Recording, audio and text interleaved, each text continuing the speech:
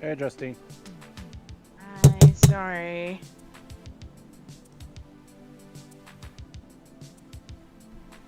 Oh, damn it. Hold on a second. Alright, here we go. Konbanwa! Ladies and gentlemen, come one, come all to the Shogun's tent.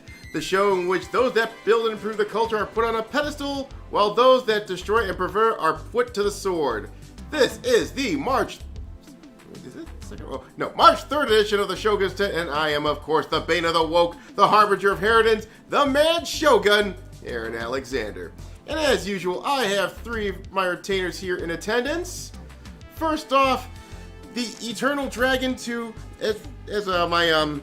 as far as we know, one of the 6 tables that actively thought patrol, Ethereal Dragon, and the man who doesn't have to stay frosty because, let's face it, he's always frosty, Snowman. And last but not least, the woman who sends plane rides to hell, people on plane rides to hell, while she's having the headaches from hell, the literary sage of Washoe County, and late and gay, Justine Hart. How you doing tonight, people? Pretty good. You're late and gay, Justine. Oh, Well, anyway, I'm gay.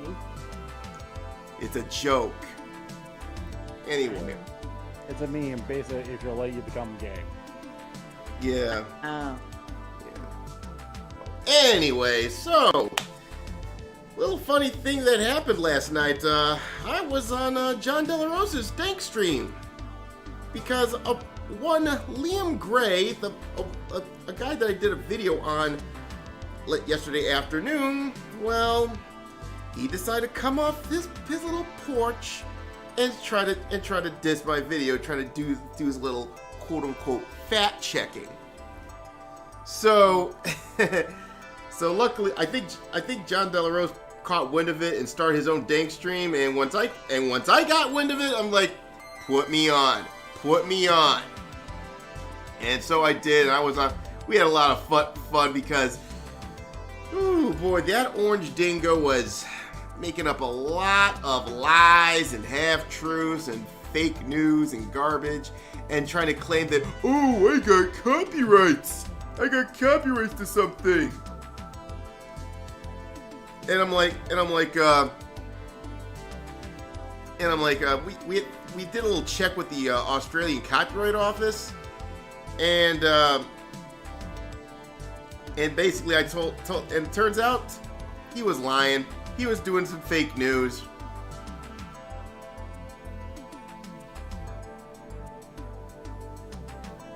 That sucks. Yeah, it sucks for him. Yeah, because of all his bullshit, John De La Rose ended up getting an extra $2,000 to his campaign. I think it ended at $13,700. Now I believe it's at $15,700, approaching $16,000. And he's doing it in demand because, and I think it's going to be going up. I expect to get another $1,000 before he decides, okay, well, pull the plug on this thing. Well, as you said, he's going to get donations. He's going to get gifts. Oh, you know what? Plushies. You know what? That's my new button. Hold on. I said this is my new button. Hold on a second. I knew I tested this shit. God damn it. I tested this shit before I started it. Soundboard being a bitch. Oh, it says, oh, new device found. Oh, bull hash. Alright, hold on. New device, same as old device. Yeah, it does this shit for some stupid reason. And I'm like, I tested this shit before I started. But anyway. But yeah, this is what's happening to JDA's campaign because of Liam's stupidity. I said because of Liam's stupidity. What the hell is going on with my soundboard? Stupid thing. Donations.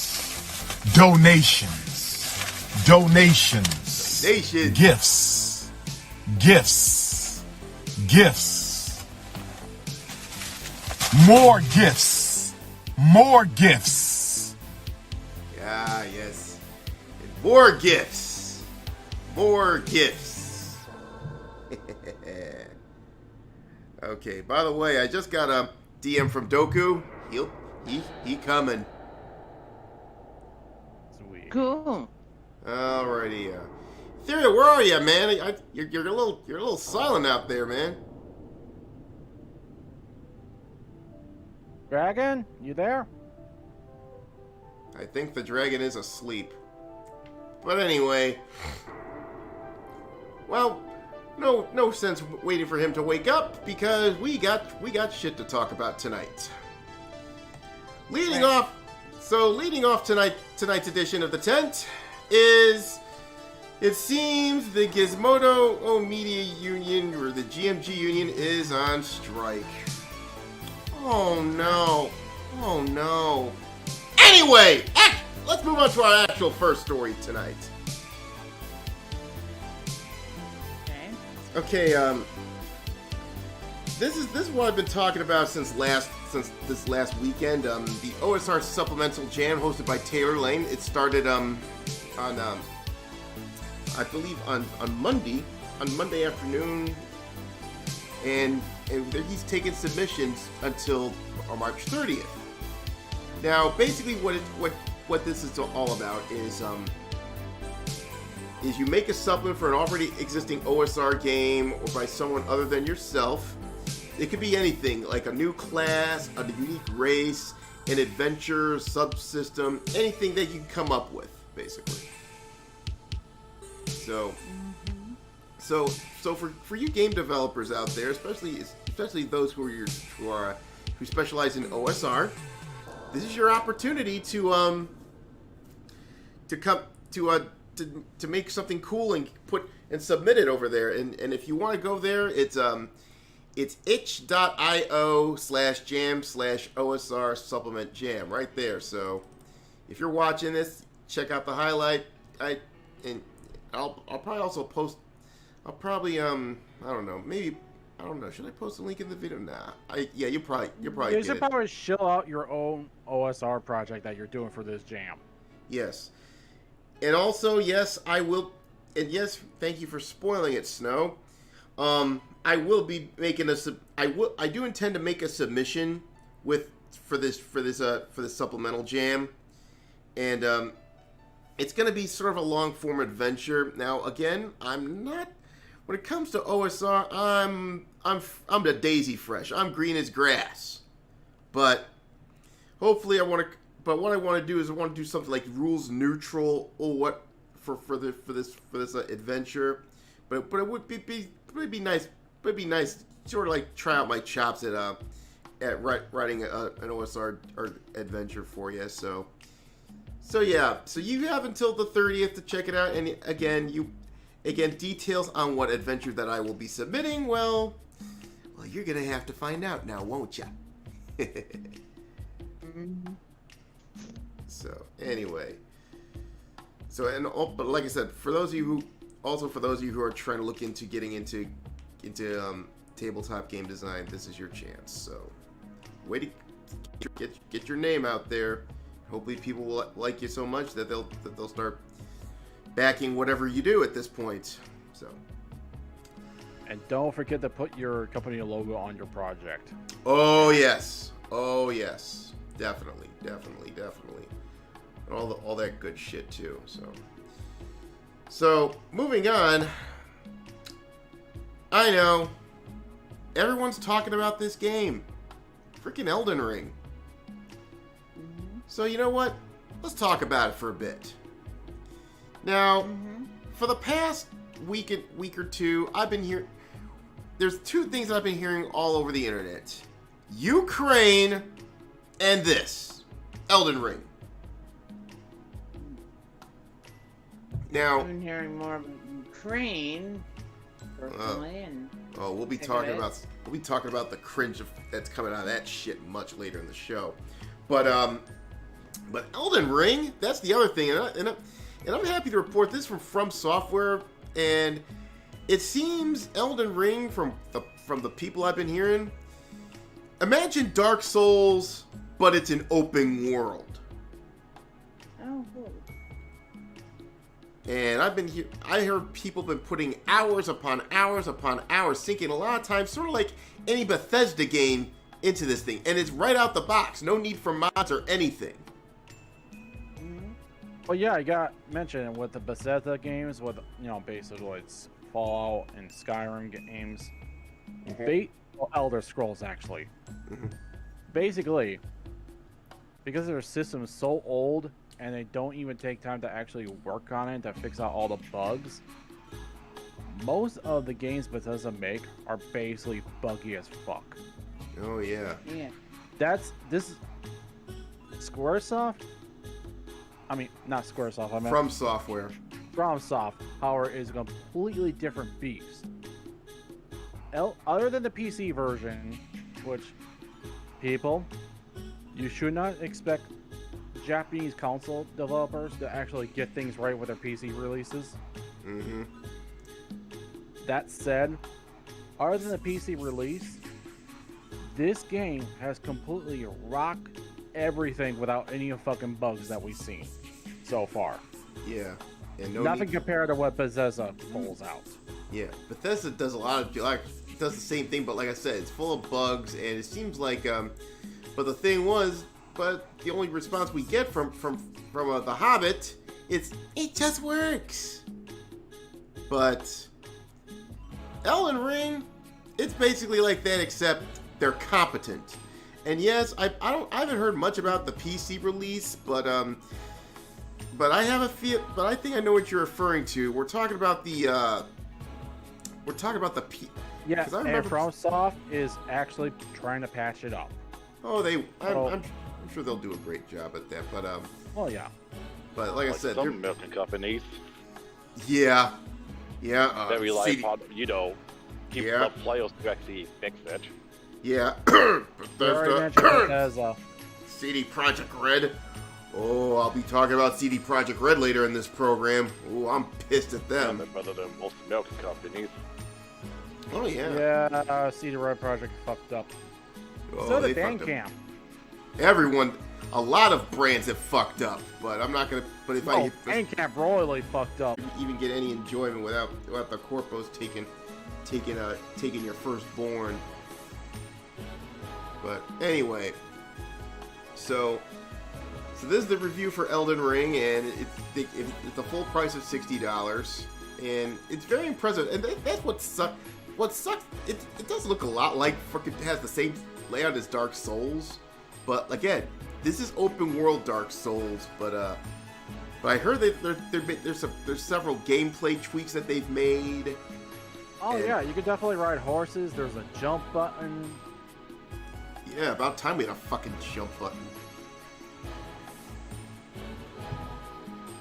But this is basically Dark Souls meets Breath of the Wild. And again, since it's a From Software game, you do have to get good. So nope. Hey, Doku! Doku, what's up? Hey, what's up, guys? Yeah. So the bottom line, Good. doing all right, man. So anyway, we're talking. So if any of you know the rule with playing From Software games, if you keep dying, don't whine. You know, we've already got a couple whiners that I think resold their game because it's too hard. Oh yeah, the journalists are already bitch about it. Like, you had all the time from Dark Souls to learn your lesson. Why is there no difficulty modifiers? It needs an easy mode. It needs accessibility. Get the fuck out of here! Fuck up, you whiny Meanwhile, bitch. here's me, smiling from a distance, dancing around with two middle fingers pointing at them. Oh, yes. My favorite complaint about Elden Ring has been the hairstyles. Oh, that's a good segue for that, Doku. It's funny you mentioned that, because one of the big complaints about this coming from the woke journos taking their time off from their bitching about their pay over Gizmodo is Here we go again with this shit. Yes, and this setting that's basically Celtic, which means you're whiter than fucking white. Yeah, really. See, my favorite thing about this article is the picture they chose to use. Oh God. You know, I gotta play this one. And the walls are painted white. And the chalk is white. And even the copy machine paper is white. This, my friend, is a white devil's conspiracy. White Devil's conspiracy this game is! Don't you just love the irony? Elden Ring's character creator fails black players, chooses an image of a black samurai. Wah, wah, wah. Yeah, I thought the same Yeah, I'm way. kind of weirded out when they've added a samurai class into that game because I'm like, this game screams Celtic lore and mythology. Yeah, and yet it's got some samurai gear because you know a lot of players like to play as samurai. I was a little confused. Isn't this about Celtic? Yeah. And I guess you could probably Which stretch is the what argument I and was say kind it's... of weirded out when I Yeah. saw that as a class. I'm like, Well, And then again, you could I know you the could stretch Japanese the are argument weakness, because... but still, Well, again, you could stretch the argument that because it's set in a fantasy realm and technically you're a reincarnate or something like that, like, alright, fine, it's a stretch, but I guess I can see it. that and you're far off land known as the land of reeds. yeah. Yeah. And then again, I'm one of those players that says, "Oh, I want to play as a samurai." Come on, it's part of my gimmick. You know what scores? I mean, what Yeah, it FromSoft should do? What's up? Give them a black class and say they came from the land of crime. Or make a Let's Wakanda, drink. or make a Wakanda parody. Oh no, even better. They came from the land of water. Oh. Don't forget. Yep, and don't forget the grape soda. And for those of you saying, "Oh my God, you made a racist remark," Like, that should be their Esther class equivalent. yeah, If you start out from that region, all your Esther class are like purple. either grape soda or that big red pop. And all. Yep. And, We have no hatred against black people. I just want to remind everyone that it's just we have a ton of hatred for SJW, so this shit offends them, so Yeah. we're doing it. yeah, and by the way, hey, We and by the love way, you you black woke. people. By the way, wokies, I'm half black, so kiss my ass. So, I can make those jokes. Go screw yourself. Anyway, speaking of people asking them to go screw themselves, well, let's celebrate a king tonight. We're celebrating a king early. Well, in this case, not really much a king, but more of a cowboy, if you will. Oh yeah. I Sam. liked this article because I was like, I hated that movie anyway. Sam. Oh, you've heard of Power of the Dog? I watched it. Okay, Justine, give us your review. It's boring. It's more boring than watching paint dry. I got a question. Did you need to make a palette for this movie? A palette? Yeah, you know, get yourself a bed sheet right there, get a pillow, and then you sleep on it. We call it a pallet. Oh, yeah. Yeah, it'd be like, I fell asleep within 5 minutes. you're like, what happened here? Wait a minute, they're talking about homosexuals again? I'll go back. When I looked up. But The anyway, movie was really rough. yeah, it's crap. I can tell. But Yeah, anyway, it is, and yet it's getting 12 friggin' Oscar nominations. I'm like, why? cause it's woke. I didn't even know this was a thing. Like, I've literally never heard of Power of the Dog. Yeah, you know, if you would have told me Well, the title of the film and I not only heard of it because I was reading a bunch of well, I'm You got- just saying, if you just told me the title of the film and nothing else, I would assume it'd been like a documentary about dogs and their usefulness for society. Or worse, a certain B word. I don't know. The first thing that came No, to I was my head honestly was thinking. the No, Dogs of the War. first thing I thought of was dog sledding. Oh, you Hell, thought? Actually, I wouldn't mind watching a documentary Yeah. about dog sledding. I'm not gonna lie. I mean, everyone remembers the story about Balto, who basically saved an entire town. Yeah, Balto. Because Yeah. that would have been a Balto. much better version of Power of the Dog. Shit, I'd rather watch 8 Below over this shit. Anyway, what a waste of a title. I think 8 Below was dog slaying. It would be a nice good action title. It'd be like, coming soon to a theater near you, 8 Below, starring Clint Eastwood. Okay. But yeah. But yeah, it's a comedic dog. This. The actually more interesting and Clint Eastwood had been in it. Okay, back to the gay cowboys. Yeah, but I'd rather watch 8 Below over this shit. But anyway, so Sam Elliott apparently is being attacked by the Wokies because he thinks he called Power the Dog a piece of shit. So Yes. and I'm gonna try to do my Sam Elliott impersonation here. He dropped a bombshell on this WTF podcast. You want to talk about that piece of shit? Yeah, but that's basically what he said here.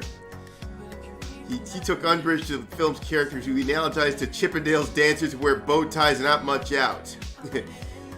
That's what all these fucking cowboys in that movie look like. They're all running around in chaps, no shirts. There's all these allusions to homosexuality throughout the fucking movie. Yeah, where's the Western? Where's the Western in this Western? I mean, Cumberbatch never got out of his fucking chaps. He had 2 pairs of chaps, a woolly pair, and a leather pair. Every fucking time he would walk in from somewhere, he was never on a horse. Maybe once. You walk into the fucking house, storm up the fucking stairs, lay in his bed in his chest, and play his banjo. It's like, what the fuck? Keeps going on. Not bad. I'd love her previous work, but what the fuck does this woman from down there, New Zealand, know about the American West? I just came from Texas, where I was hanging out with families. Not men, but families. Big, long, extended, multiple generation families that made their living and their lives were all about cowboys. Boy, when I fucking saw that movie, I thought, what the fuck? Where are we in this world today? Yeah, I had to do my Sam Elliott impression here. Say, you got any Not more? a bad one. Say, you got any more of that good sarsaparilla? But yeah, he basically he drew a stake through this movie. And by the way, he was not only in Lebowski and a lot of Western movies, he was also in Roadhouse. Yeah, I know. Oh, you think the roasting he gave was bad? I mean, you think the roasting he gave was epic? You Yeah. should have seen Louder Crowder's roasting. Oh, I'll have to check that out. So apparently his comments didn't sit well with the fucking wokies. He say, Oh no! holy shit! Do I like Sam Elliott a lot less now? Shut the fuck up! He's barely even trying to hide it. Homophobic, misogynic. Drink. And then here we go. Yeah, there's a reason I made sure to do a beer run before hopping on here. And of course, Push Stu goes, I like Sam Elliott, but someone probably needs to remind him he's an actor from Sacramento who lives in Malibu, not an actual cowboy. Hey, stupid! At least he's more of a cowboy than you'll ever be. The closer you'll ever get to a freaking cow, the closest thing you'll ever get to a cow, Stuart, is if you stop to take a piss at an Arby's, to quote George Carlin. I'm surprised Jessica Price has not made a comment in this. Oh yeah, yeah, I remember that fool. Yeah. She goes around wearing a cowboy hat, trying to make herself look like a cowgirl and everything. I'm like, bitch, all you do is tabletop RPGs and you suck at that. Yeah, like I said, you step. And she's screeching like, oh, the tabletop RPG industry has such weak men. It's too racist. It's too misogynist. Yeah, dress up like a cowboy, and once you step on a cow pad, you'll scream bloody murder. No. Basically, what she was screeching and raging about is the tabletop RPG industry has some of the weakest and most cowardly of men. I'm like, yeah. Imagine if they have some balls to actually fire your worthless ass. And some of them did, at least. At least she still got fired, probably because she was so fucking annoying. But anyway, getting back on point here, and they're also making allusions to Brokeback Mountain. Everyone remember that fucking movie? Yeah, How long has it been since that shit came out? Dude, the big cowboy's gay as fuck. Good God. You know, I hate movies. Listen, I have no problem with homosexuals, as you already know. But the problem here is, with all... a lot of this woke shit... One of the woke shit did come from movies like Brokeback Mountain. And all of this is... Yeah. The problem is, it's the nuance that pisses me off. I mean... what Brokeback Mountain did is basically killed off cowboys. Yeah. It turned. I remember when that movie very first came out, I asked someone, like, what's it actually about? And they're like, oh, it's about two gay cowboys. I'm like, yeah, but I mean, what's it actually about? No, that's it. That's the story. It's like, that's just lazy erotica. That's not a plot. Yeah, really. Well, luckily, yeah. Luckily, the woke Hollywood crowd at the time did pick Crash to be their best picture, and Crash, it was a better movie anyway. Yeah, Crash was actually interesting because multiple stories intertwined into one. Oh, yeah. I like the aspect where basically people who are complete strangers have random encounters with each other, and it all fits. Oh, yeah.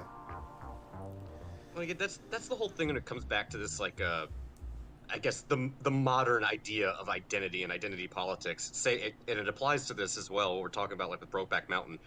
Just because you choose to have a certain type of sexuality or you're a certain ethnicity should not be your identity, the same way that it's not a plot for a movie. Like, oh yeah, I don't care if you have gay characters or African characters or whatever you want, but have a fucking plot, dude. Like, come on.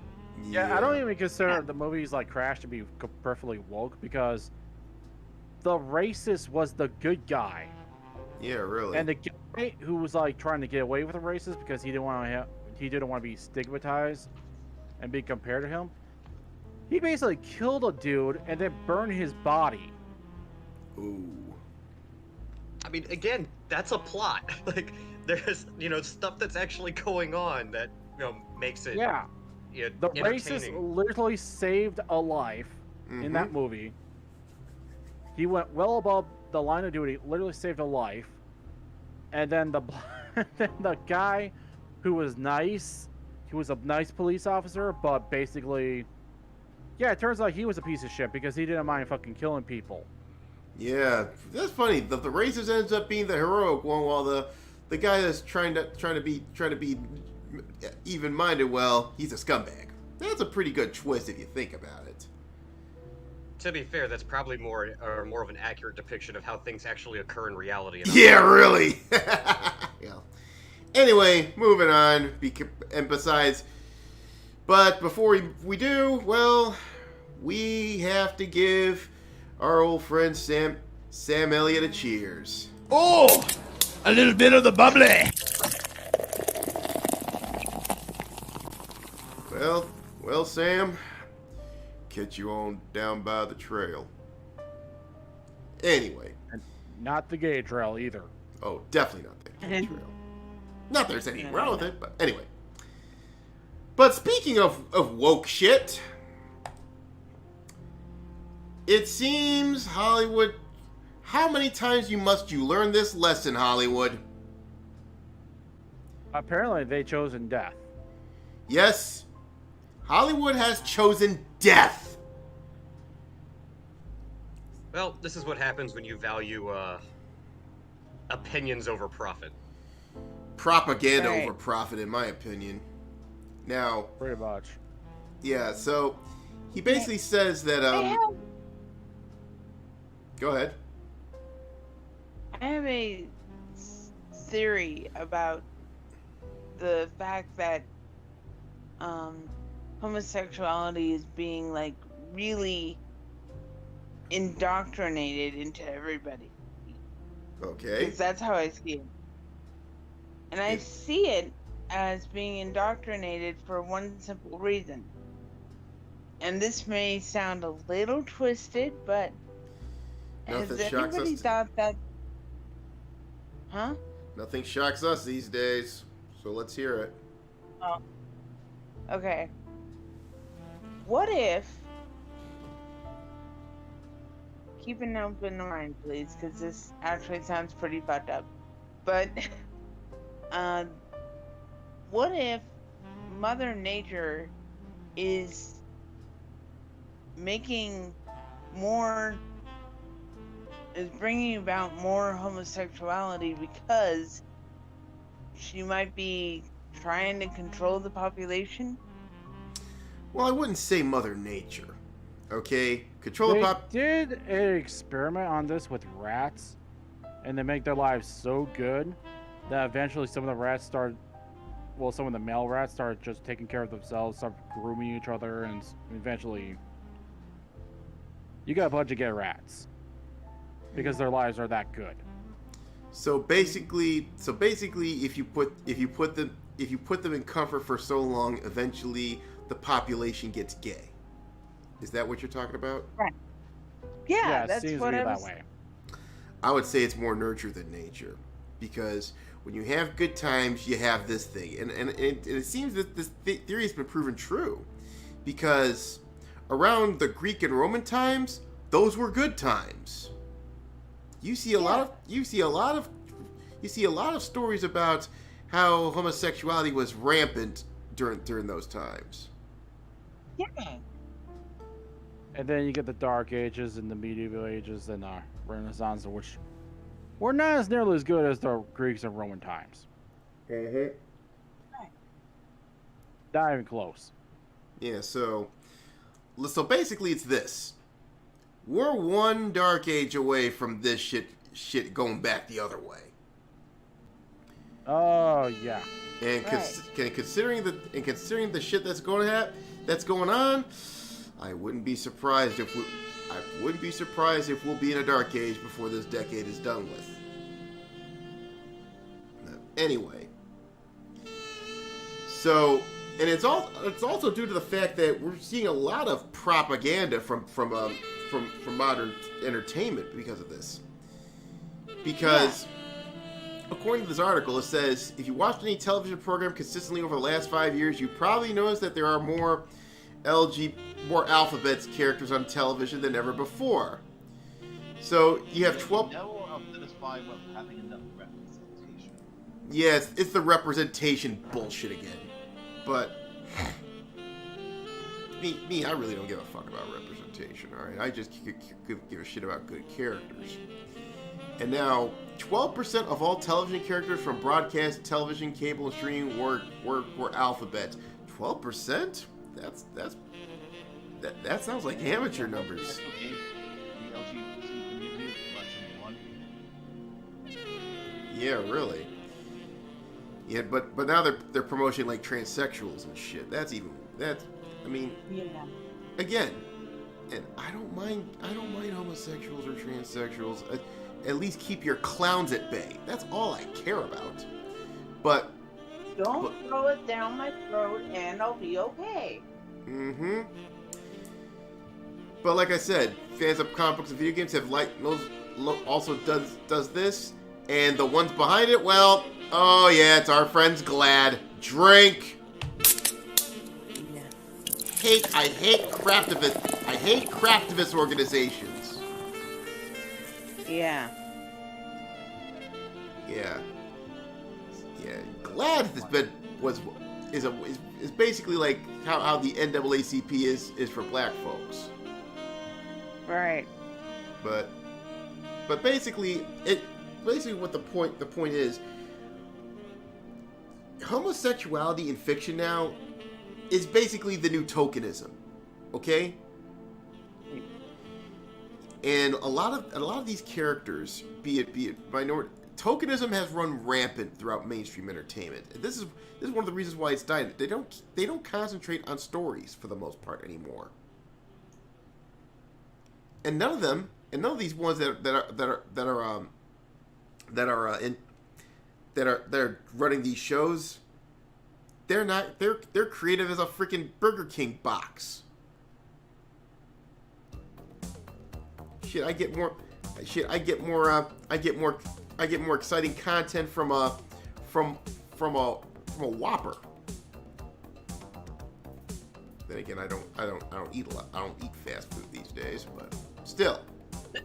Good boy. Yeah, I eat a lot of meat now, but anyway, let's not talk about my diet. Let's get back to this shit. Yeah. And then they say that networks and platforms must continue to prioritize the alphabet stories that have been long overlooked, blah, blah, blah, blah, blah, blah, blah, blah, blah. No, they shouldn't, okay? And I'm going to tell you why. If you put your propaganda above storytelling, your content is going to suck. It's going to be boring. You want to know? I'll even prove something else to you. What is the biggest criticism of so-called Christian films or Christian music or what have you? What is focus on being? Aaron, you want to answer that? It's simple. They focus on being Christian first, and the actual talent that should be going to the music, that's last. Exactly. It's about being Christian first, showing that imagery of Christianity and all that, shoving the products down dumbass people's faces, and then the music's last. Yes. I think Hank Hill said it best when he's basically said, "Hey, you're not adding God in rock and roll. You're just making rock and roll suck." Exactly. Again, not a slight at Christians, but basically it's this. If you don't put your entertainment first, doesn't matter what it is, it's going to suck. And you know, yeah, exactly. I'll give you a good example of what artists sort of had that in both sides. Anyone remember Amy Grant? Yeah. Amy Grant, for nowadays she's known as a Christian singer, basically. She doesn't get a lot of pull from her albums, but back in 1990, right? She released a pop album called Heart in Motion, I believe. Yes. And I remember those songs. It was a fantastic album. Yes.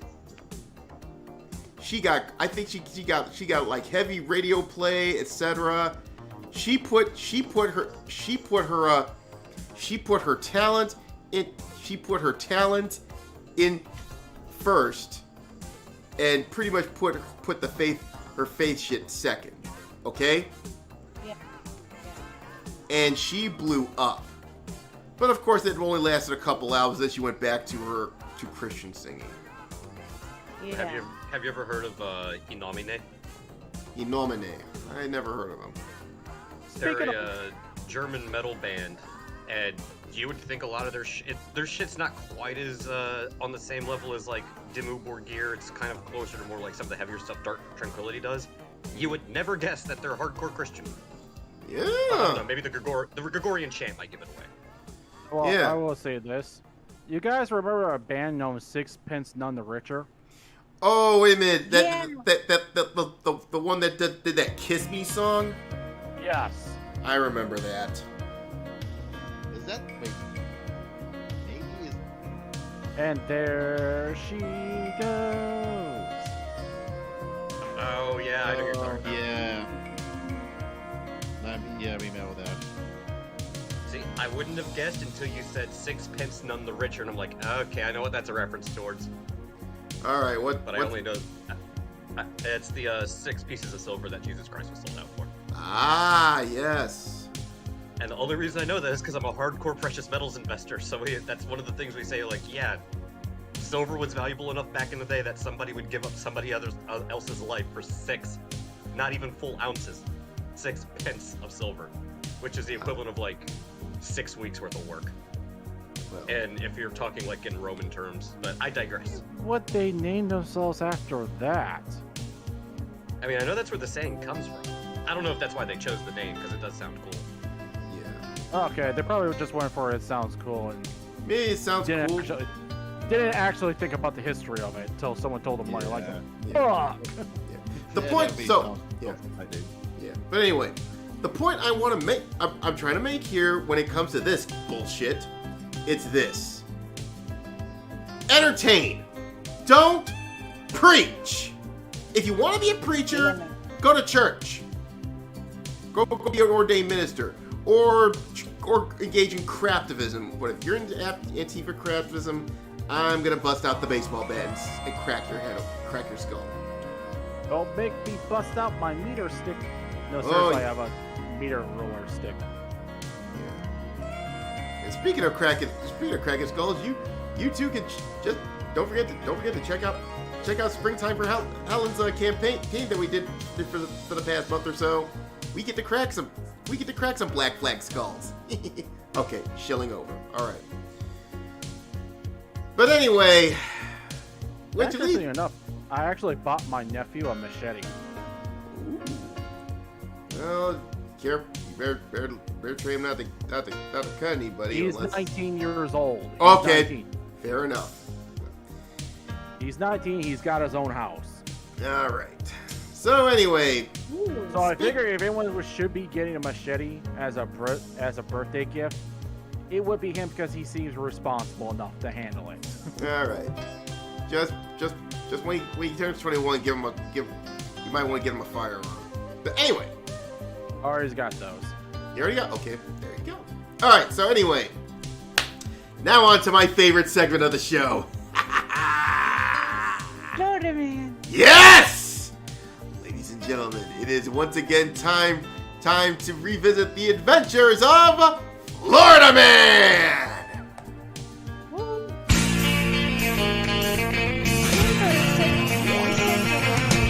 No one told you life was gonna be this way. Your job's a joke, you broke, your love life's the old way. No recollection of that happening at all. This store sells some good liquor. When it hasn't been your day, your week, your month, even your year, but I'll be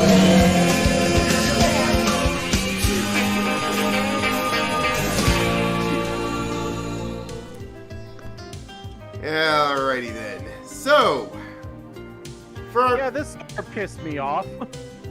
so, for our first Florida Man story of tonight, we turn to our old friends at the Boone! And apparently, this Florida woman apparently thinks a pug can fly. Yeah. And this is in Clearwater Beach, so definitely Tampa area. So Shelley Nicole Vaughn, 46, of Clearwater Beach, was arrested Monday and faced charge of aggravated animal cruelty, criminal mischief, and domestic battery, according to a Pinellas County Sheriff's Office online booking records. And apparently, Look at that dog. Look at that pug. He's so adorable. oh, thank you, little doggy. Yeah. He did not deserve to die. Yeah, his name was Bucky. So Well, apparently, Bucky did not deserve to die. Is all I'm saying. so he is numb after watching his girlfriend, who says was drinking and using drugs, usual, pretty much standard fare for a Florida woman, picks up his pug Bucky and throws him off the balcony. She faces multiple charges. So they got into an argument, and so it's apparently she was in the middle of an argument. And yeah, the dog sadly was was sent to the upper room. So, Mahalia, please send this poor little doggo over the Rainbow Bridge.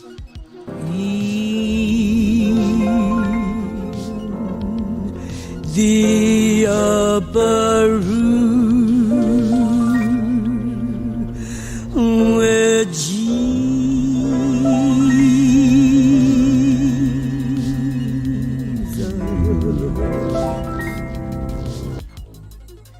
May you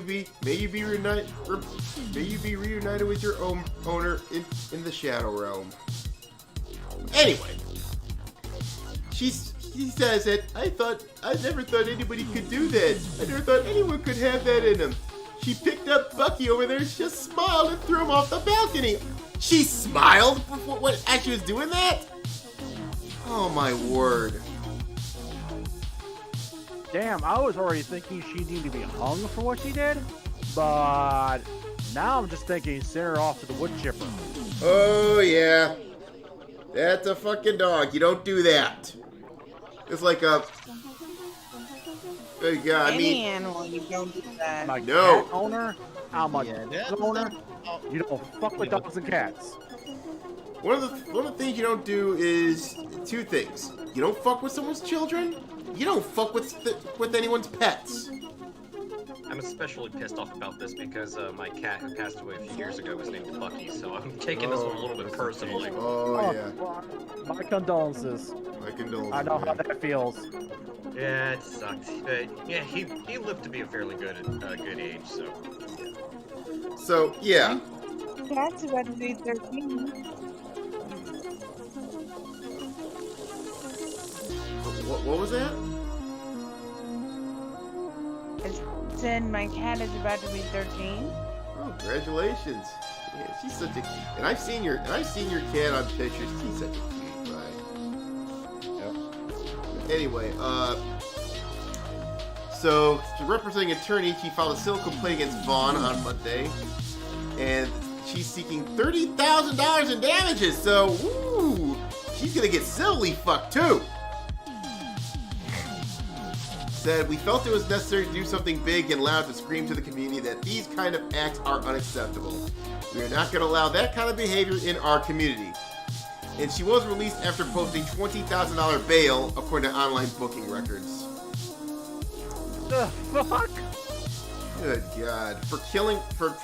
I don't give a fuck if you were inebriated or in a middle of argument. You don't do that. You don't throw a dog 7 stories up high.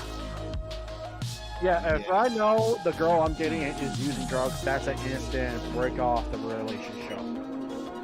Shit. Yeah, killing small animals is a form of Yeah. Yeah. Should throw her off the fucking balcony. See how she likes it. See if she could fly. And we're gonna toss you the same fucking stories you toss that dog. See how you fucking like it. Mm-hmm. Eye for eye, bitch. Oh yes. Hate people who Only. abuse pets. Anyway, we go from this to something extremely hilarious. Oh, I found this so. This is one of the wildest stories I've seen so far, and it also demonstrates how hysterical people are about this whole Ukraine thing. But this Apparently, is. Putin is so fucking evil that he can enter people's mind like Satan. Yeah. It's like when they blame Trump. Oh yeah. Like he's not a god. He can't control the rhythm. Yeah, he's just a halfway decent president that talked a lot of shit. Anyway. So, this is in Flagler County. I'm familiar with Flagler County. I think they did like a predator investigation over there. But anyway, a man trying to place a blame on Russian President Vladimir Putin for why he was caught speeding by a Flagler County deputy.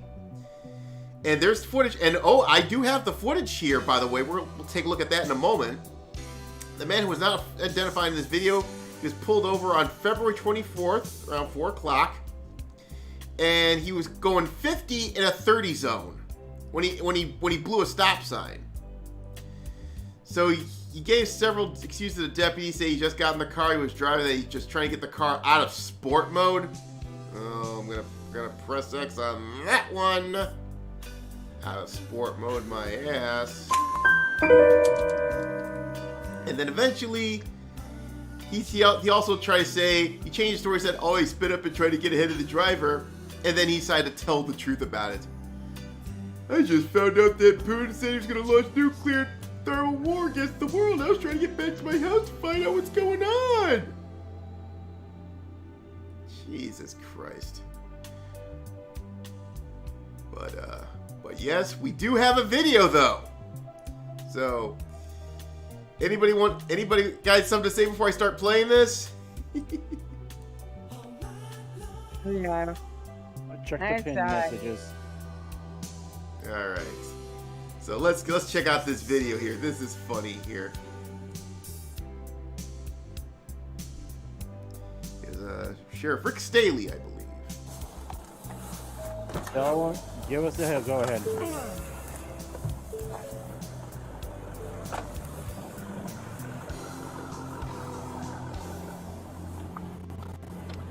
Hello. Hi, sir. I'm Deputy Chambers with the Flag County Sheriff's Office. Yeah, hi, how you doing? Do you know the reason I stopped you? Yeah, I'm sorry. I had How fast do you think you were going? 40. Don't even. 40. 50? 50 and a 30. Oh, I'm so sorry. I need to see your license, registration, Yeah, and proof of here's insurance. registration and license. I'm so sorry. Worst part is I think you ran that stop sign as well because you didn't even see me sitting there. Didn't you? I was going down, I was looking at this thing. Just look at this guy. Just look at this guy. You can tell that's a typical Florida man, don't you think? Yeah. Yeah. Look, he's got a ponytail and everything. Got a ponytail, probably balding, and I bet you, dude, he's got that mullet. He also got that mustache. Nice car, though. Anyway, let's continue. Oh, so I got this here. you were looking at your dash while doing 50 miles an hour. I was trying to get it out of, okay, it's in sport mode. I was trying to get it. I just got this thing, okay, sir? I just got this I literally sorry. saw you run the stop sign, I'm sorry. make a left turn, I'm sorry, sir. and then hop on the gas. I was sitting right at the I'm so intersection. sorry, sir. So your excuses? I saw a car coming and You did, because I was sitting right there. I saw a car everything. coming and I wanted to get out before them. And then you dropped on.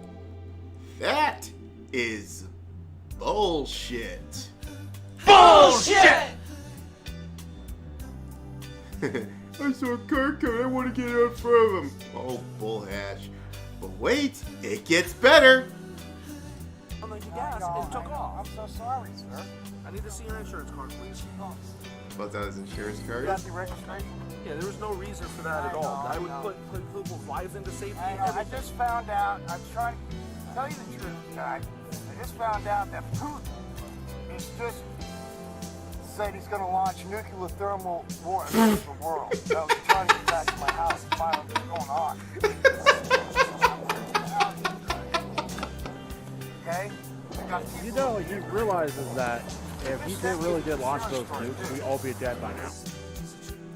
Unless you're in like some, unless you're some like some sort of ass end of the country, yeah. But seriously, what? I would be not surprised if that guy was a little tipsy. Alright. It is Florida, by the He way. sounded a little bit. He did sound a little bit, you know. Yeah, he did sound tipsy. He sounded like Duco after this stream. Doku.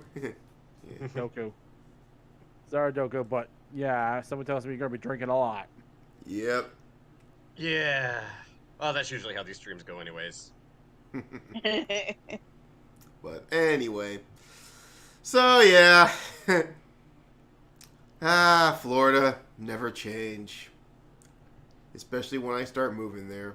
Anyway, before we move on to sort of our semi-main event of tonight, we do have an additional story we got to talk about. And this came across my desk earlier today, and I figured I'd go ahead and talk about it because it shows how much of the pop cult has gotten so rapid over the years.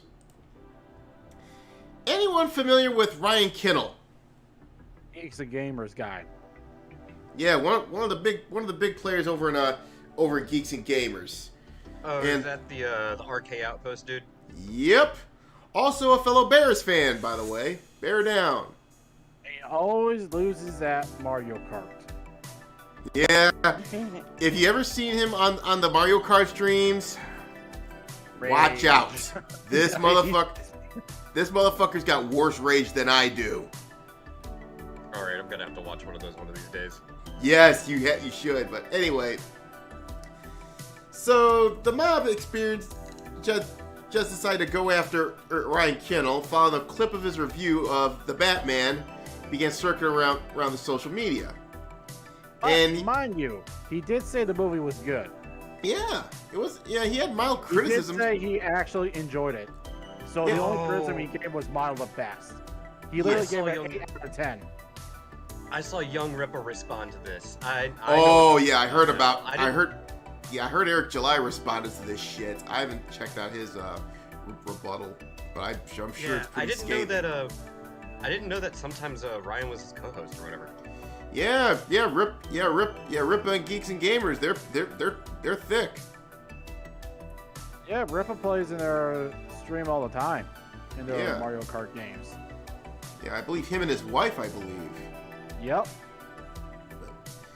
Anyway, so this guy named Zach Reckless, I don't know who this clown is. He wrote, saw the Batman review and said he didn't like that there were more good black people than whites. I'm stunned.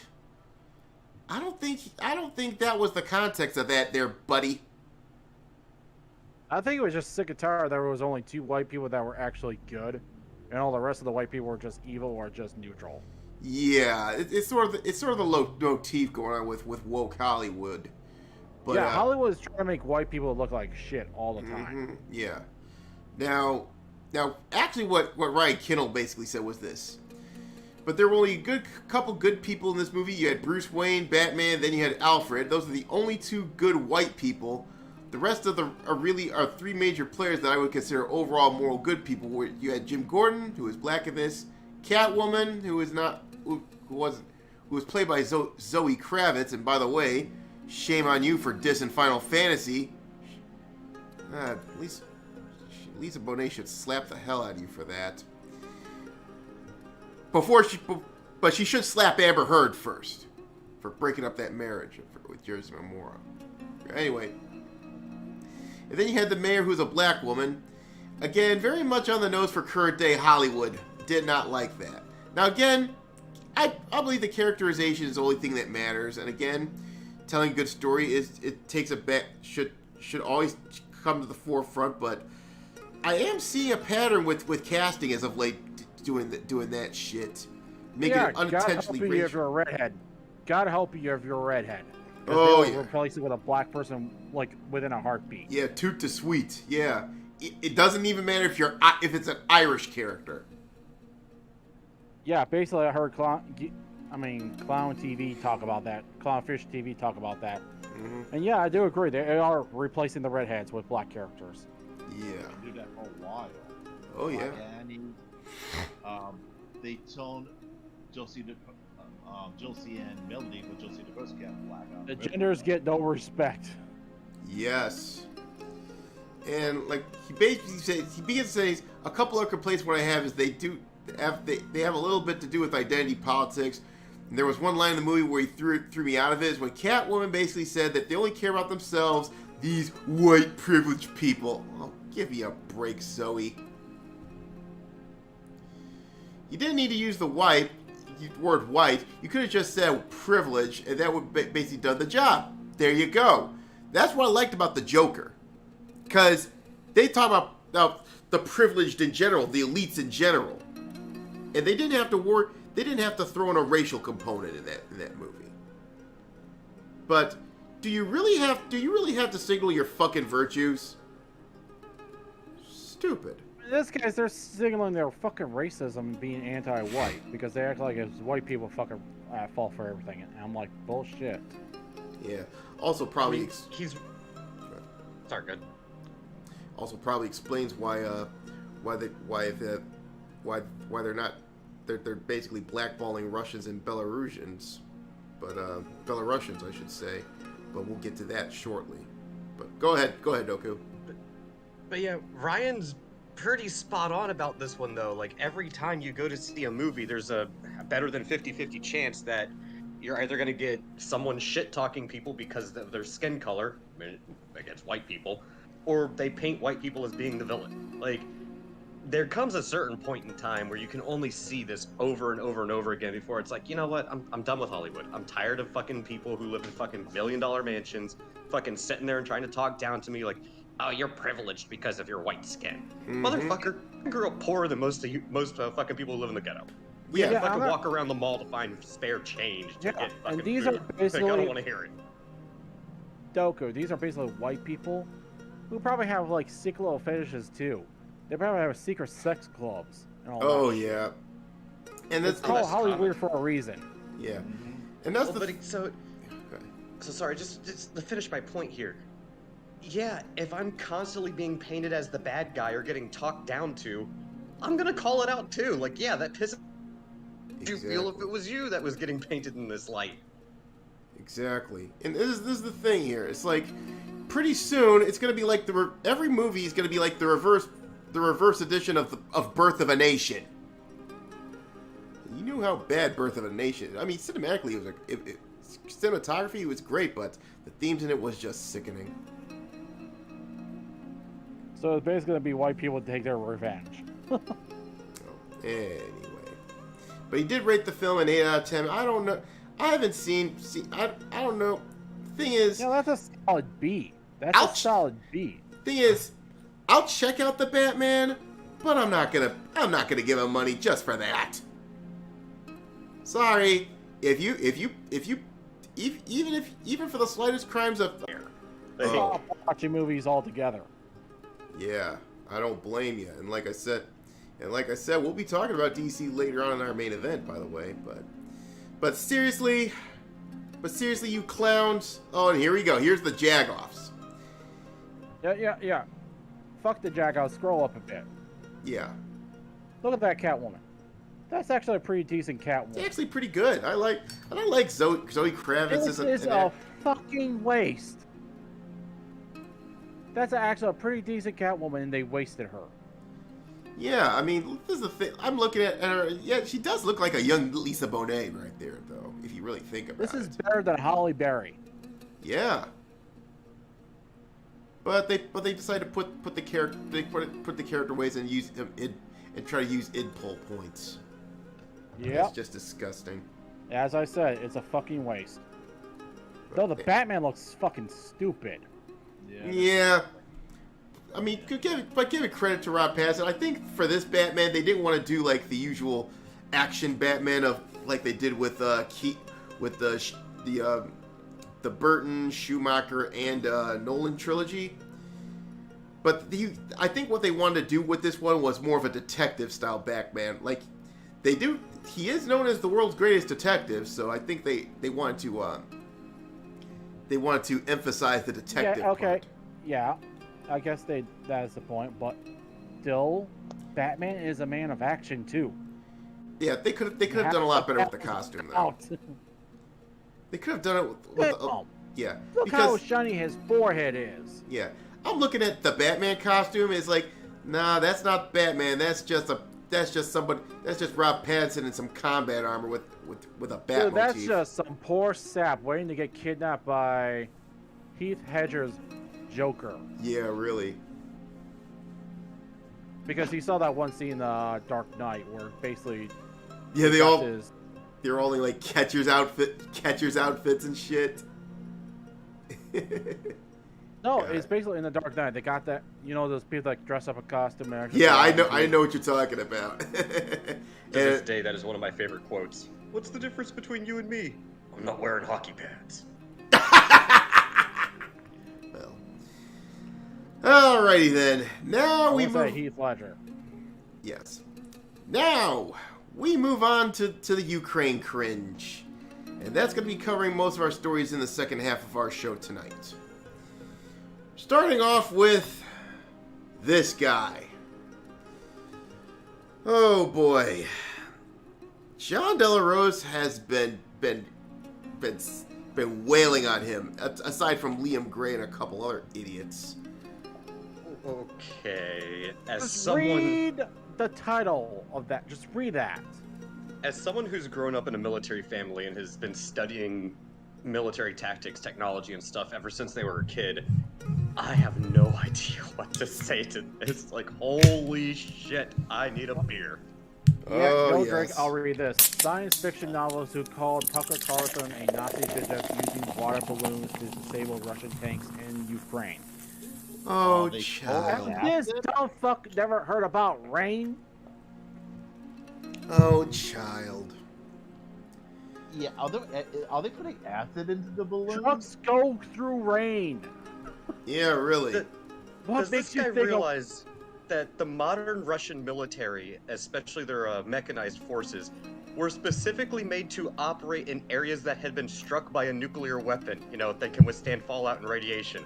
What the hell is this idiot on about? Well, Yeah, it's a certain... This dumb fuck thinks if you grab a water balloon, it's just splash it on a fucking Russian tank. Suddenly it just rusts out and be useless. I'm like, yeah, you're gonna have to wait. You're gonna have to wait for like what, a few years for that, idiot. Yes, sorry, buddy, this ain't World War I, and that's not how rust works. Like, good lord. Yeah, really. Yeah, and you're also forgetting a thing called evaporation. Mm-hmm. Water doesn't stay for too long. But anyway, so this is Patrick Tomlinson. Drink for his ass because yeah, John De La Rose has been having fun. Fake ass news. I can't believe there's someone that stupid. Well, where you're dealing with wokies, you're gonna just take that bar and lower it even more. Now, Come on, can't be that stupid. Now, last year he called Tucker, or not saying that it's Nazi propaganda right from the taps when Tucker Carlson was talking about demographic change being key to the Dems' political ambitions. In order to win and maintain power, they plan to change the population of the country, which is true. Well, Tucker's not wrong. He's actually 100% right, and that's what they're trying to do. Yeah, and the They funny openly admitted as such. Yeah, and the funny thing is, it's backfired recently because a lot of Hispanics, they're trending right. Well, It's also because a lot of the Hispanics- a lot of the South American immigrants to this country, legal or otherwise, happen to come from areas that have had totalitarian regimes. Yeah, and Venezuela, socialist anybody? regimes before. They kind of have some personal experience with this. That's a tough cookie to sell. Yeah, Venezuela, anybody? And I'm sure if any Ukrainian refugees, they're probably gonna vote right. Even though they come from a corrupt country like the Ukraine, they're not. Let's just say they're not gonna be readily accepting communism. They had enough of that shit for decades. Yeah. No one from a country that used to be part of the USSR is gonna be embracing. Of course not. That shit. Yeah. Unless they will in the top 1%. Mm-hmm. But he also went after Jordan Peterson, and he basically says, "Buddy, what are your ideas? He seems to plug and play with Nazi supervillain." Oh, drink. Oh boy. Call the guy a Nazi because he's not a fan of the stupid alleged writing of Ta-Nehisi Coates.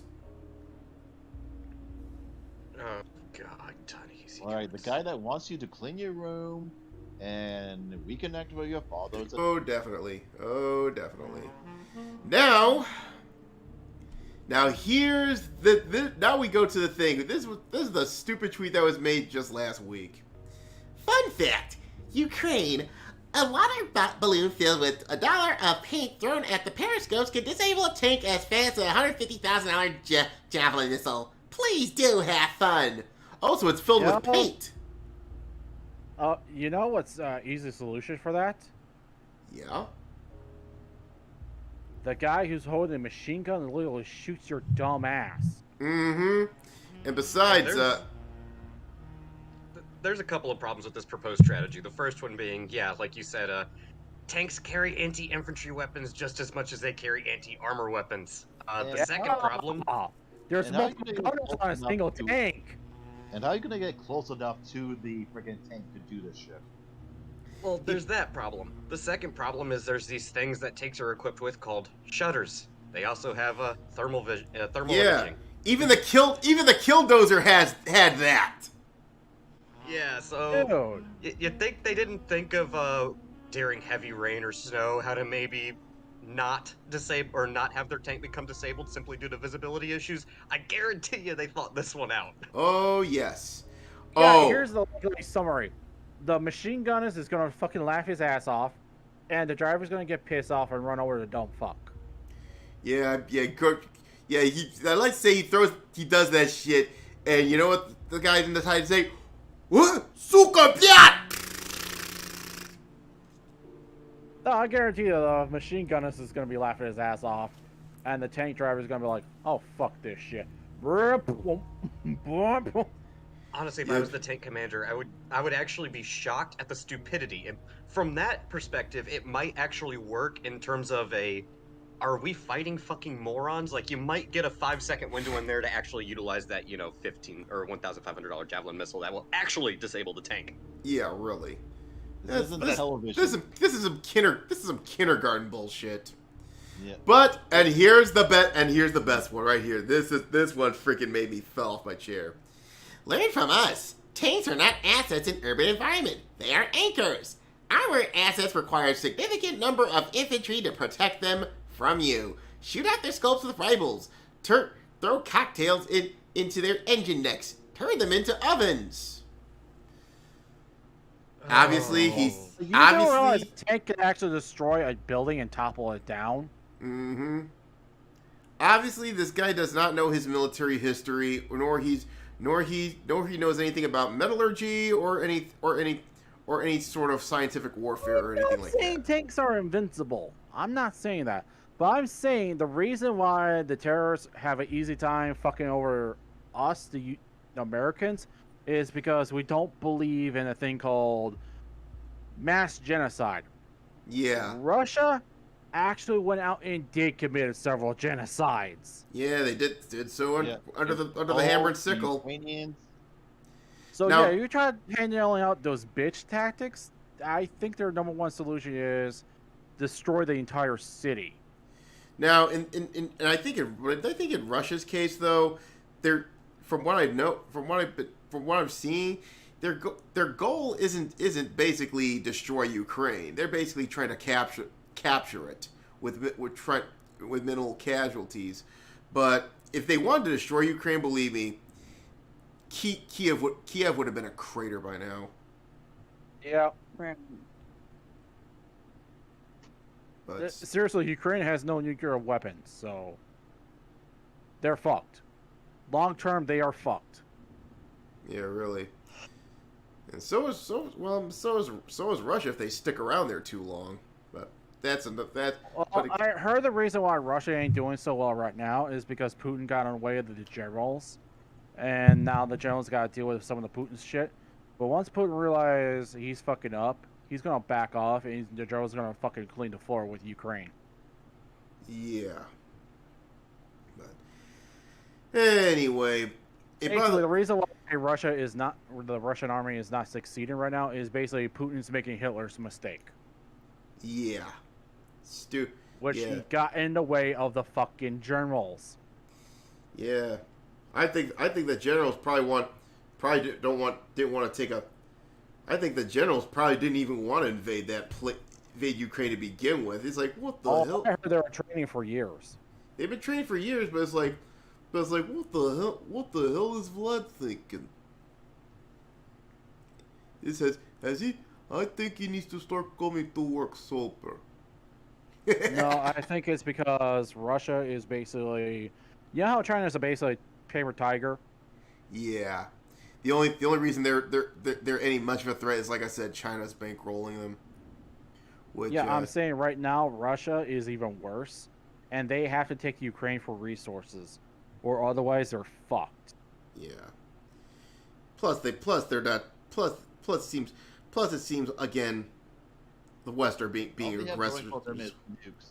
I mean, there's all sorts of problems with this conflict. Again, this is why officially I don't take a side in this situation. I only feel for the. No, it's dumb to take a side in this situation. Oh, very dumb. The only best thing for the Western civilization is just avoid it altogether. Yeah, stay out of it and start supporting some of the citizens that are getting caught up in it. And like I said, once we get deeper into these stories, they're doing pretty much the exact opposite of it. But before we get onto that, let's get into some cringe. Oh, fuck that. I'm not listening to that one. I already listened to it once. Oh, yes. Basically, for those, so to spare you all this nonsense, Annalyn McCord, I never even heard of this person before, but she was on 90210, and I think she was on, what else she was on? Nip Tuck, I believe? Never watched either of those. But yeah, I'm pretty sure I voted in 91210 because I was a young boy at the time. And I was have crap in my life. I was too busy watching Ninja Turtles at the time. Oh shit! But anyway, SWAT cats, Street Sharks, Power Rangers. Anyway, he runs a Voltron. Ooh yeah, a lot of good shit. Better than watching a bunch of drama. Better than watching a bunch of drama-filled teenagers. Except that Shannon Doherty was fucking hot though. Yeah, by that time I was not even in puberty, I think. So I wasn't even thinking about hotness. I was thinking like, nah, it's boring me. Unpopular opinion. I liked her better in Mallrats. Anyway. So apparently, basically the gist of it is this: if I was, she basically said, if I was Vladimir Putin's father, I would be so loving. Basically, she goes off on this weird hippy dippy bullshit you hear like out of Marianne Williamson's mouth, right? So I think you need to press that button about to stay off the weed because I think she was high when she made that. Yeah. But basically she goes off on this shit. I mean, it's not Imagine level cringe, but it's just, are you on some substance here? Yeah, I was wondering what the hell got into her. Well, when was her last time she actually got a job? God knows what, but there is one thing you need to do, Annalyn. Stay off the damn weed! Yeah, I bet her life is empty, shallow, and nothing to do, so all she has is idle hands. Here's the deal, sweetie. If you want to sate your mommy fetish, go hit up some horny 20-year-old. I'm sure he would gladly oblige. What the hell is up with these freaking Hollywood people? They need some therapy. Electric shock therapy, I should say. All right. That was an eagle laugh. Mm-hmm. Oh, I'd be happy to deliver it. I'd be like sort of like that equivalent of Dr. Kevorkian, where you okay, we're gonna do electric shock therapy. Then I tell everybody, clear. Yeah. So next story is what? Okay, yes. Let's move on with that one. Anyone remember Freedom Fries? Yeah, that was retarded. Oh, really? That was retarded. Okay. Even American Dad did it. They have to put that. For those of you who've never heard of Freedom Fries, which I'll talk about this for the benefit of Justine here. Back when the Iraq War happened, thank you very much, W. Why the fuck did I vote for you back in 2000? Well, I know why, because Kerry sucked too. Anyway. Yeah. But Freedom Fries came about because when we invaded Iraq in 2003 to go after Saddam Hussein, France wasn't too happy about us going into Iraq because let's just say for some they had their own interests, like they had a deal with freaking Saddam. What is it with Western European countries making deals with dictators for their energy? Idiots. Well, there were bigger deals because, well, France is part of the European Union, and Saddam wanted to switch over to the European Union dollars instead of the American dollar. Euro. Yeah, and France, and because of Debbie going yee-haw, it fucked with them. But then again, like I said, didn't really care about the French for that. They were against it for selfish reasons. Let's just say this. But a lot of people in this country saw about that because they were pretty much gung-ho. They were gung-ho about going into Iraq. Well, even less so than what's going on with Ukraine. Well, I was like, dude, don't go into Iraq. There's nothing fucking there. People are coming back reporting there's no weapons. Yeah, and we don't know what's going on over there. There's a whole lot of mixed stories. Don't go there. Yeah. Well, like I said, I was an idiot back then. We're supposed to be after Bin Laden at the time. Yeah, of course, we're splitting our forces into two different groups. Yeah. Now apparently people back here in the States got pissed off over France not assisting. So it's like, fuck you. We're gonna be banning. This is proto cancel culture where people didn't boycotted French products. And but everyone loves their French fries. So to make themselves feel better about themselves, they instead of called it Freedom Fries for a time. Oh. Yeah. Bush Jr. started that shit. I'm like, yeah, that is retarded as fuck. W. Again, why the fuck did I vote for that clown? I should have voted for the party. Well, and all your French fries is responsible for being ungrateful. But these freedom fries are great. These freedom fries are great. I bet you he's ripping out. I bet you he's rubbing out one dude this whole Ukraine thing. But anyway, so this is the a more cringy equivalent of freedom fries. It seems throughout the U.S. and Canada and throughout the West and throughout bars and liquor stores, Russian vodka is being sent to the shadow realm. Because every small thing makes a difference. But you already gave them the money. I was like, what the fuck? I got a question, idiots. You do play realize... that video play that, Aaron. You need to play that video with the guy who was dumping all that vodka. Oh, that's and coming. He was told that shit was made in America. I believe that's coming here. But here's the thing. I got a question to ask you. You gave these vodka distillers half a good part of them ain't Russian, by the way. You gave them their money when you bought the shit, and now you're just pouring them out. The only person losing money is you. Hey. No, it doesn't. It's not just bars. States. There's certain states in the U.S. that's previously had state-controlled liquor. I believe Ohio and Pennsylvania. I believe New Hampshire. Several states. My God, no. Yeah, they decide they have pulled liquor from their state stores because of that. And I know what you're thinking. Why, Aaron? Why you call these places state stores? Because again, back when I was living in Cleveland, in order for you to buy any liquor, you couldn't sell liquor at like a Revco or Pick and Pay or anything like that. You had to go to a state liquor store because temperance laws.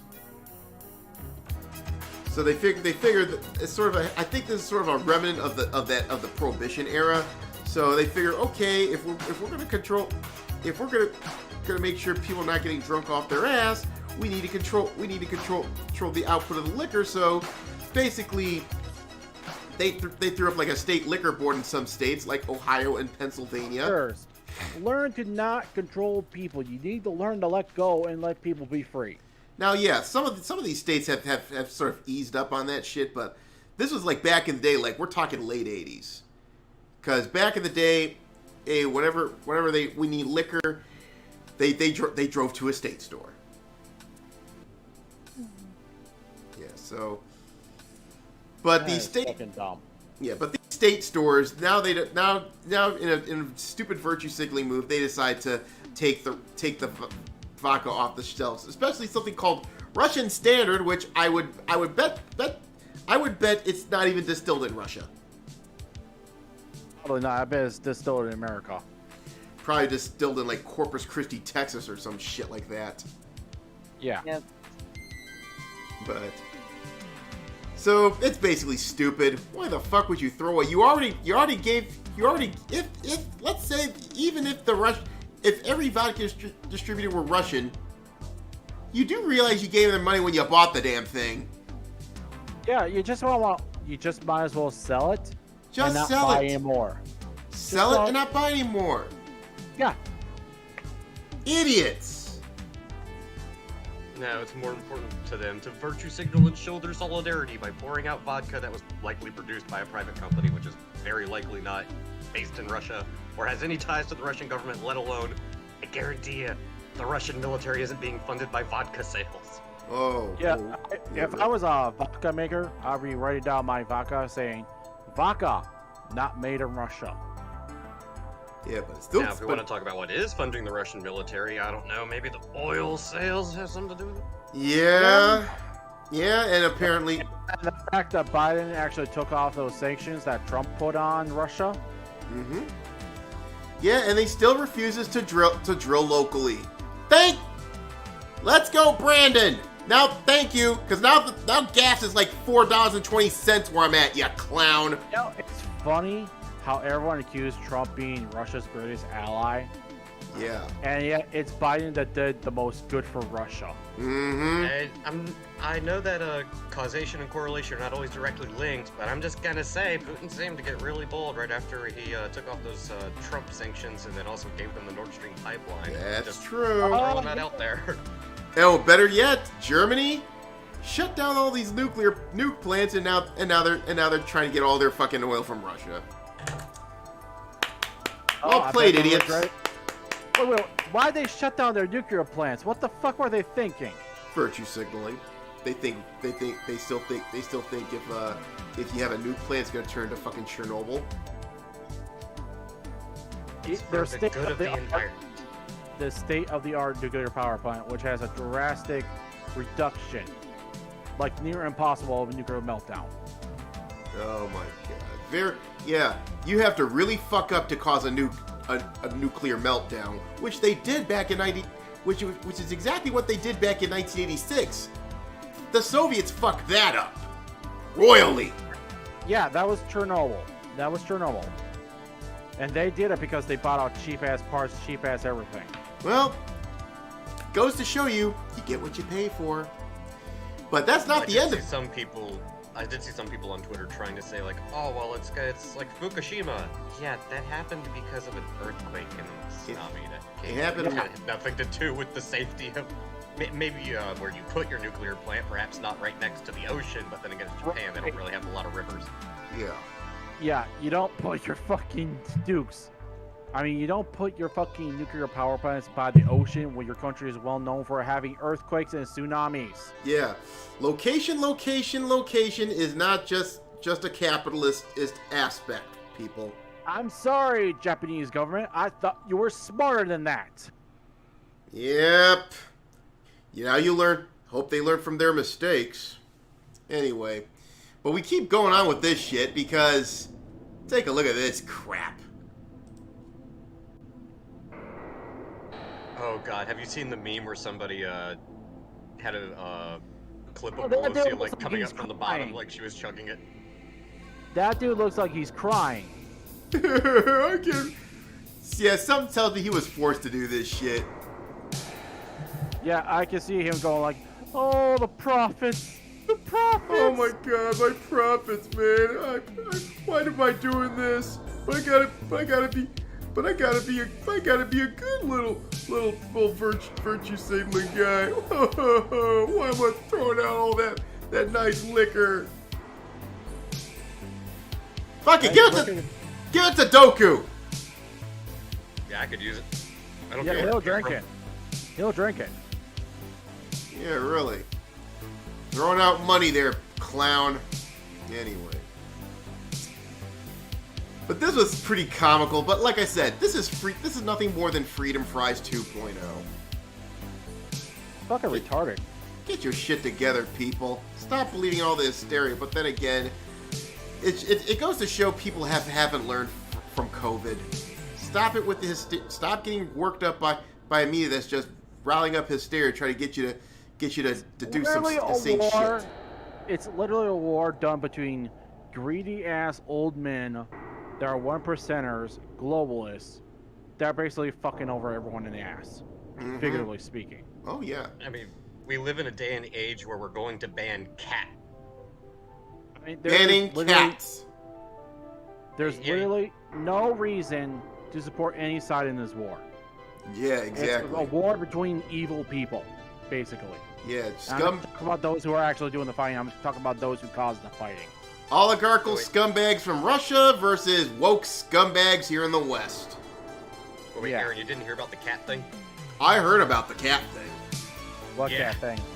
So, there's some competition about like cats, basically like a dog show, it's a cat show, and they banned Russian blues because you know, everybody's putting the Ukraine flag in their Twitter bio, so I guess we gotta ban fucking cats. Yeah, it's dumb. It's very, very dumb. But no, this is their idea of contributing to the war effort. It's like, you're just showing to the world you're a dumbass. Yeah, and this is cancel culture going berserk. And it's not just the cat show. It was film festivals. A lot of everyone's cut the people off. Steam's limiting their shit. But I think the most just one cat show. I didn't realize it went that deep. Holy shit. No, it's not just cat shows. Russia's basically being canceled, and they're punishing its citizens. Now, to give an example of all of it, well, it's going to be a long show. But so for this next story, I'm going to show you the most egregious one of it. CD Projekt Red, you're about this close to ending up on my book of grudges. What did they do? You make video games, don't fucking get involved in geopolitics. Let me read this. In the light of the Russian military invasion in our neighboring country of Ukraine, until further notice, the CD Projekt Group has made the decision to halt sales of our games to Russia and Belarus. Today, we began working with our partners to suspend digital sales and cease physical stock deliveries of CD Projekt Group products, as well as all games distributed on the GOG platform, to the territories of Russia and Belarus. The entire CD Projekt Group stands firm with the people of Ukraine. While we are not a political entity capable of direct influencing state matters and don't aspire to be one. Bullshit! Hold on. Let me read. Hold on, before you start reading. Bullshit! Continue. Okay. Also, Justine just left, anyways.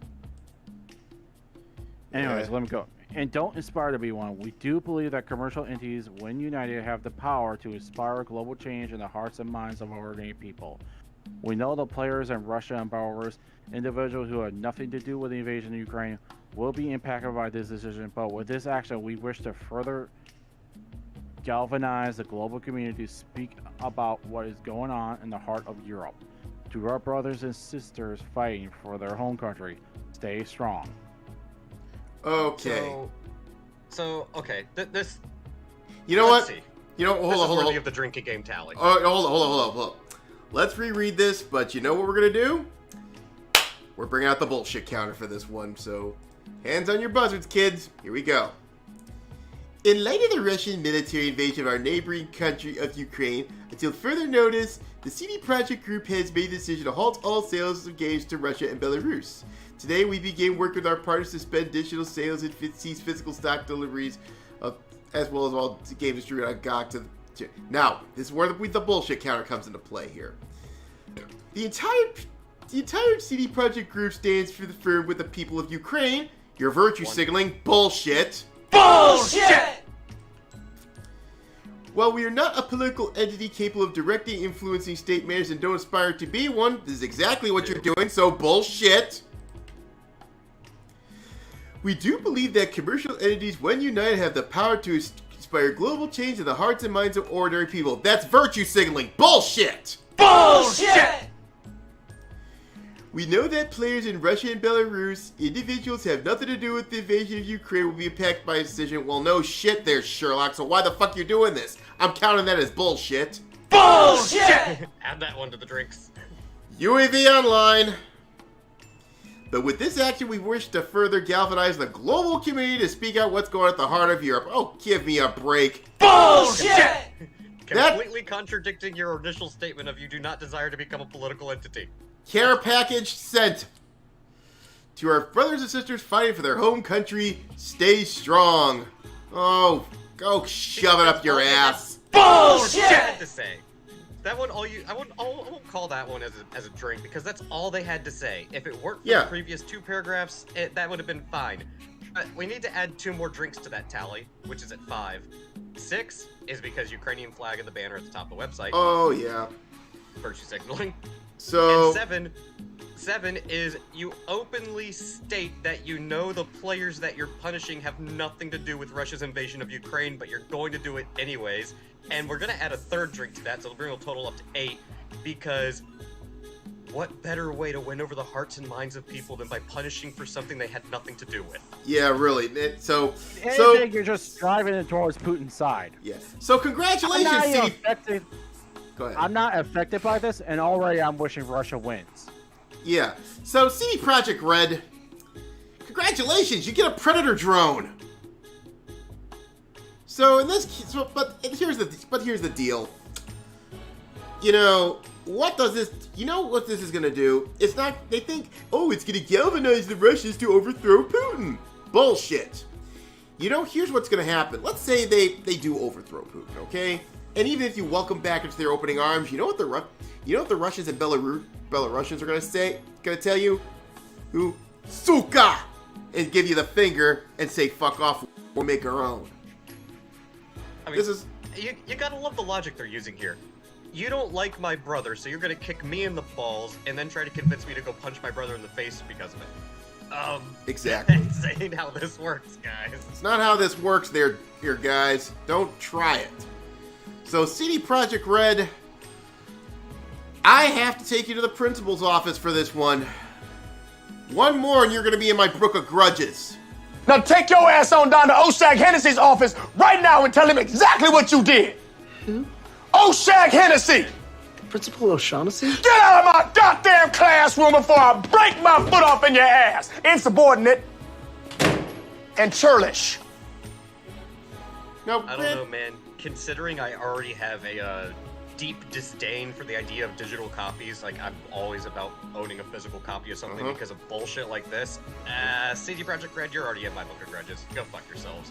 Yeah. Now, like I said, I'm only giving you one chance. Now, hopefully you'll fix your game, your Cyberpunk, and you're in the process of doing that. But you know what? You keep up this virtue signaling bullshit, you're gonna be in the fucking doghouse. Yeah, at this point, though, what's that one website where you're basically the website where they're having the OSR jam at? Yeah, the itch.io. Yeah, right now that is starting to have more bows than GOG. Yeah, I'd rather get like some indie shit from itch.io. But like I said before, I don't like it when when all these people just virtue signal for stupid reasons. It's just ridiculous. And not only and speaking of which, considering because I don't know where Talsori's stance on this is. I haven't checked out their shit. I'm watching you. I'm watching you, Talsorian. You pull any bullshit, I'm coming for that ass, and I got the property to do it. I'm watching you, Pondsmith. Well, I especially don't like it when a company punishes their customers, people who've already given them money, for something they have nothing to do with, and openly admit it, but do it anyways. Like, that is the scummiest of the scummy that you can possibly get. Yeah, that is smug. That is smug. That is the smugness I hate about craptivism. It's like they're actually being, oh, we don't want to hurt you, but we gotta send a message. Good God. Sounds like I'm dealing with the goddamn mafia. Yep. Hey, if you don't mind, send me the before you close it out. Can you send me the link to that? Most definitely. I'll DM it to you. Welcome back, Justine. Hey, Justine. Welcome back. Thank you. Yeah, because I have a habit of calling out hypocrisy when I find it. It's part of what keeps me on that god-awful site known as Twitter. Yeah. So, yeah, CD Projekt Red, I'm going to go ahead and make you a chew toy for a day or two. Okay, I put in the theater workshop there for you, Doku. Thank you, man. I appreciate it. Alright, so Justine, you got anything to say about this thing? She wasn't here when we did this. Yeah, basically, we're talking about companies basically cutting off their product to Russian civilians because their government decided to invade another country. Oh yeah, I got the first part of that, and I find it absolutely insane and stupid. Yeah, why cut off your product to civilians? What they should be doing is basically, you should basically try to bring them closer, etc. You know, say, hey, I know your government's a bunch of shit, but listen, we're there for you, blah da da. We know you're not. Just because Putin's a scumbag doesn't mean you have to bear his sins. But I'm going to be talking about the consequence of this after I talk about this segment here, because this one's another one that really got to me. As you all know, I love me some cosplay models, especially the lewd ones. Of course, there are some that are woke, and I unfollowed them because of their foolishness. But in the case what I'm about to show you right here is because there's a good amount of cosplay models that are Russian or Slavic or Belarusian. But it seems like they were the first. OnlyFans was the first one to start signaling their virtues and do this stupid crap that was. So they got banned from Russia. The Russian entertainers got banned from OnlyFans because of this shit. And one Bunny Mommy is actually a Russian cosplayer. I always thought she was Polish. Same ethnicity, being a Slavic, but or Slav, I should say. So basically, she basically talked about on Sunday that they were unable to share new videos and access money through their OnlyFans account. She says that in the short term, I don't have the money to live. Many models are faced with this. Nobody thought it would happen when she told Rolling Stone. By the way, drink for Rolling Stone. I mean, even though this is concerning, but I'm no fan of Rolling Stone. She has lost over $8,000 amid the ban, and this is one of her centerfolds. Damn, she's thick. Yeah, way too thick for me. Sometimes a little chub ain't too much. Ain't bad. Come on. That's too much chub. I've dated chubbier women, and some of them were cute. But anyway, that's another story. But She also told the Daily Beast, drink again. Jesus Christ! Don't be talking to these publications. Talk. You gotta talk to independents like myself. That's beside the point. She said that while creators are not responsible for the recent attacks on the Ukraine, due to worldwide financial restrictions, we have very limited methods to pay creator accounts linked to Russia and Belarus. As a result, oh wait a minute, it was OnlyFans. Now I'm gonna call bullshit on that because they jumped the gun pretty quickly on that one. So yeah, Bullshit! It doesn't seem to stop Fansly from doing that, from continuing their services, huh? Sounds like that's a bullshit excuse if you ask me. So they basically said that new subscriptions will not be accepted, and current subs will not renew until once they've expired, until the sanctions are lifted. And they also told that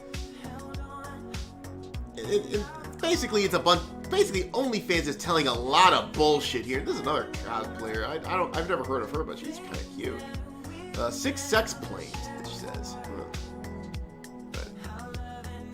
But they added, they also added that we're not terminating or suspending any creator accounts based on the creator's location. Bullshit. Bullshit! Because you wouldn't be doing this otherwise. The news is sweet relief for other racy Russian stars, many who claim we're facing imminent poverty at the past prospect of being barred from OnlyFans. And basically, this guy Kitty, I believe, I don't know who is Kitty, but she says that right now I don't have any funds to buy food or pay my rent. I have taken part in several protests since I moved to Moscow when I was 18. We are not Putin. All my prayers and peace for the Ukraine people. And right on for that shit. I say right on to her for saying that. Listen, just because you're Russian or Belarusian doesn't mean you support fucking Putin. Okay?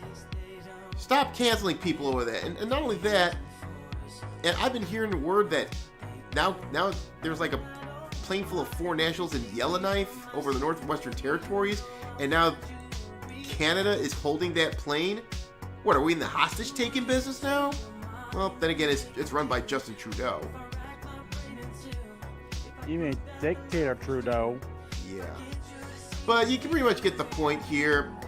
Most of these people, again, these civilians have nothing to do with this shit, and yet all these brands, all these processors want to just basically cut them off, and all you're gonna do is create resentment.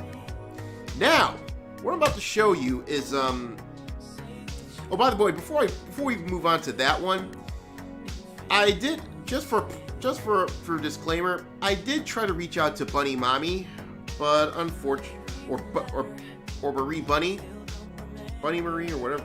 I'm sorry, I'm jumbling around your names because she had 2 different accounts, by the way. But Marie Bunny, I did try to reach out to her through DMs on Twitter, but she never got back to me because it would be nice if she shared some more thoughts candidly about this. And hell, I was ready to invite her here on the stream. So unfortunately that didn't happen. But so oh well, shit happens. However, this next model that I'm going to talk to you about, going into detail about this thing, I did DM her, and she did. We had a bit of a back and forth. I wanted to get her blessing to put these to show off these tweets, and I also did invite her to come onto the stream, but she said that she was too busy, and for that I completely understand. And this model is Evanink, or Evanink, I should say. It's a cosplayer that I've been following for quite a while. She puts up really nice displays here, but she basically in a few tweets she basically says that basically she got pissed off at fucking OnlyFans. She says, "Thank you OnlyFans for banning me, a girl from Belarus, from your platform. Now I lost my job, can't buy food and pay rent. Meanwhile, people who really participate in war have no problems, but models and cosplayers can't work to get income. Thanks for this real actions." And she also said that she actually donates to help Ukraine, spreading info about war, and I'll now not be able to buy food for my cats and pay rent. because she's being... It basically, she put it right there. Why am I being punished for having a fucking Belarus passport, please? Oh, I could imagine how hot she got. And I don't mean her cosplays. I mean she got pissed. It goes on. They also... Basically, this just proves that OnlyFans basically saying, oh, there's nothing we can do, basically giving the corporates, but it seems like they're gleefully doing this to her because not only that they banned her off the platform, she can't get her money. So she said, not only they banned me right now, but so I can't earn money, but also want to delete the account with all the money was already earned, and I can't transfer it to her bank. Says this is a real fucking scam. Okay, this time I'll definitely back her up on that because that is a scam. Yeah, that is disgusting. You basically what you're saying is, yes, you can't get your money, so screw you. To be honest with you, Aaron, I really don't give a fuck about OnlyFans and e-thoughts. Me neither. I like cosplay models, but like I said, when it comes to general e-thoughts, no way. But this part right here, well, the fact I'm aiming for the bigger picture because this could affect anyone who had no part in the war, and they could easily get fucked over because, well, we got a bunch of virtual signaling idiots in charge. Yeah. So this ain't about the ethos. This is something much bigger. This is about game developers. This is about people who are actually, do contract work, like, I don't know, like computer programming. Yeah. Security tech. And there's a lot of that shit in Russia. A lot of creatives. Yeah. But this is just disgusting. Now it's bad enough you're getting banned because you're a Belarusian, but now you can't even get your money? Huh? Not only that, but she fucking stated that she basically backed up Ukraine. Yeah, it doesn't. I believe the term that we use for this type of behavior would be called theft. Theft and also discrimination. Oh, yeah, you're correct. That's 2 drinks. They're definitely discriminating her because she is Belarus. Yeah, Belarusian. Belarus, Belarusian, I don't care. Yeah, but here's the deal. But again, remember, this is coming from a bunch of people that are tolerant of other people's cultures. Oh, wait a second, I just noticed something. Caecilius! Before that, Caecilius, do you have anything to add about what describes these people? Hypocrite! Thank you. Go ahead, Doku. Yeah, so I just noticed your account is in the process of being deleted. Wait a minute. Yeah. Ah. You saved all those pictures because she did. This is on her Twitter profile. Yeah, you better. Whatever lawyer you got in Belarus or wherever you're at Even Inc. You better get one on retainer. This kid. Is she being banned from Twitter right now, or is Aaron being banned from Twitter right now? What's up? No, Even Inc. ain't being banned from Twitter right now. She still has her account. Otherwise, we wouldn't be seeing this. So who's being banned from Twitter right now? Not being banned from Twitter. She's not being banned from Twitter. I'm saying banned from OnlyFans. Oh, we'll make that clear. So I thought they were suspending her account, which would be bad enough. But no, I just read it's in the process of being deleted. Oh, okay, I totally misheard that. I thought she was being banned from Twitter right now. I'm like, oh shit, that's even bigger. Now, if Twitter did it too. I wouldn't be surprised if Twitter, Facebook pretty much shadow realmed a lot of Russian and Belarusian accounts. But anyway, this goes on.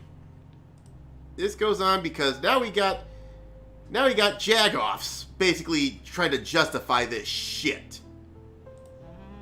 Take a look at this crap. Hell, man, because that she lives in a dictatorship country that takes part in genocide and can't sell her ass online. Bitch, get a real job instead or leave the country. Listen, jackass. I thought these people said Hong Kong is code for Hail Hitler. Yeah, really.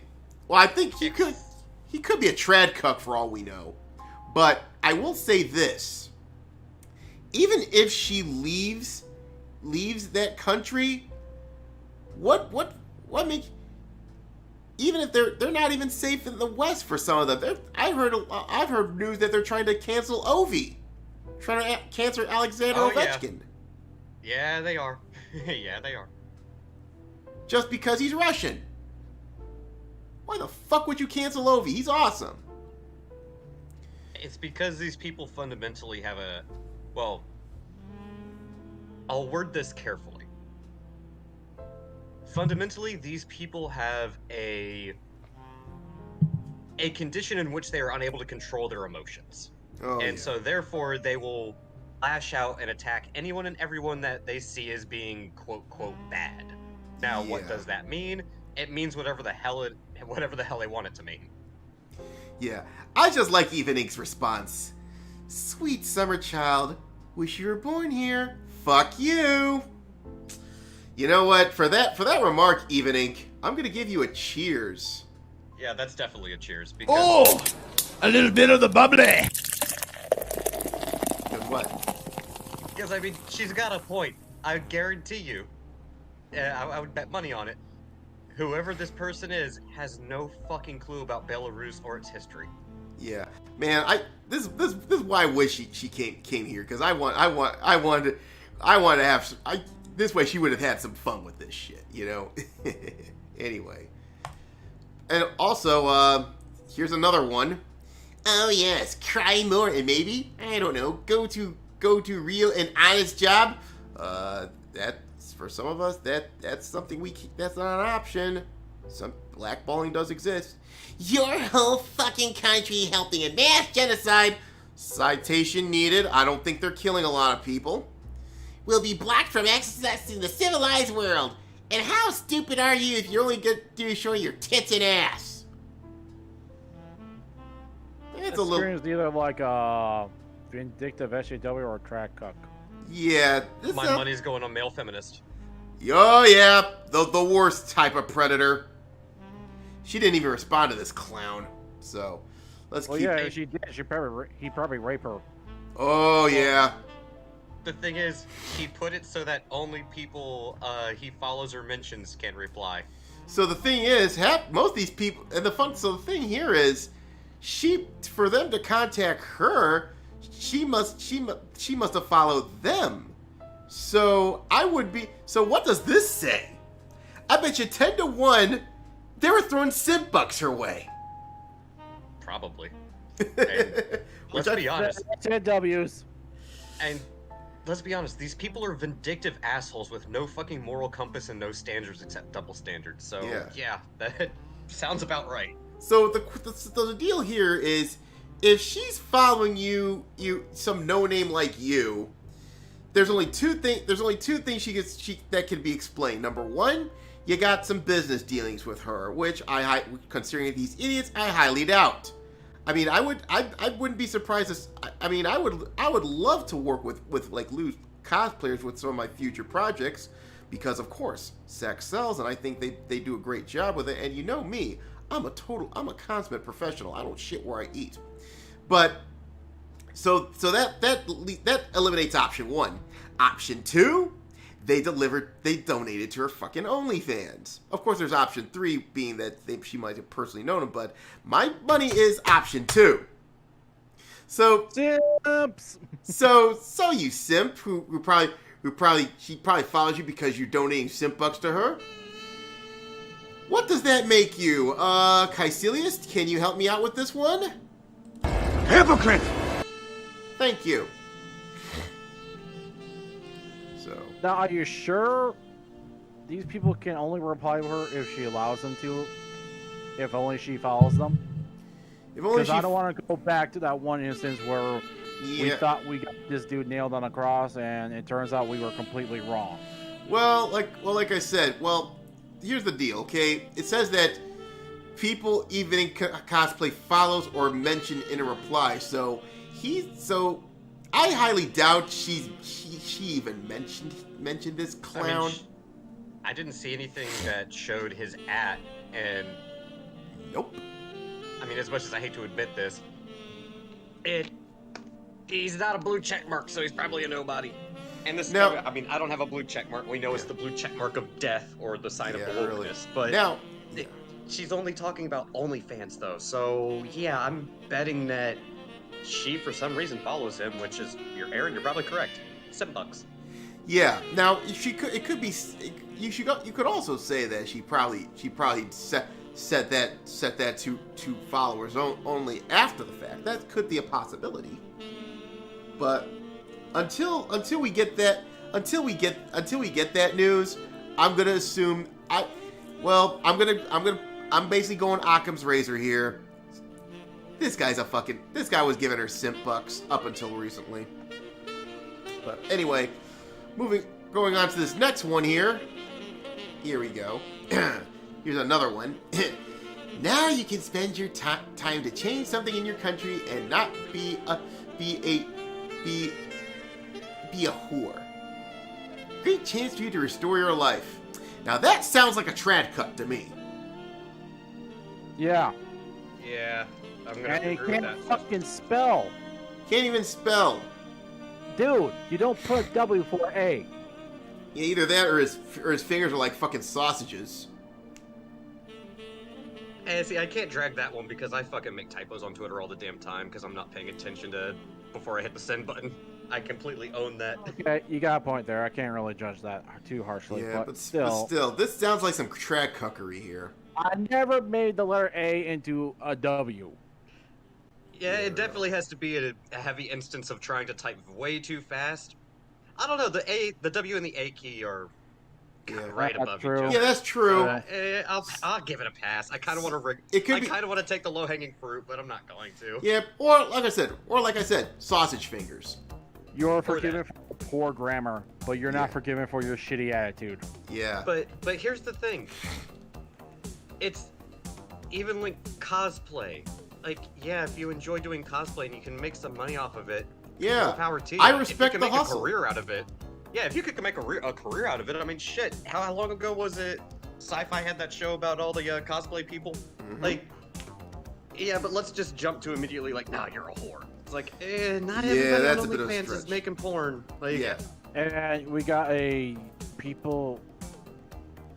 Yeah, so and so follows or mention can reply. Same. Yeah. Again, could So be after either the fact. this is a fucking simp, or she's collecting people's messages and just pasting it down there. Yeah. Now,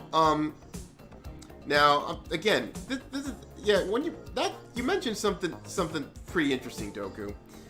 The thing here is, and this is why I do break with some people that on my right circles about sex work, because I support it because number one, I think if sex work's done a legal way, you won't have all that trash going, all that street prostitution, and which is actually very unsafe. So keeping it illegal, you're actually making things a lot worse for them, you know?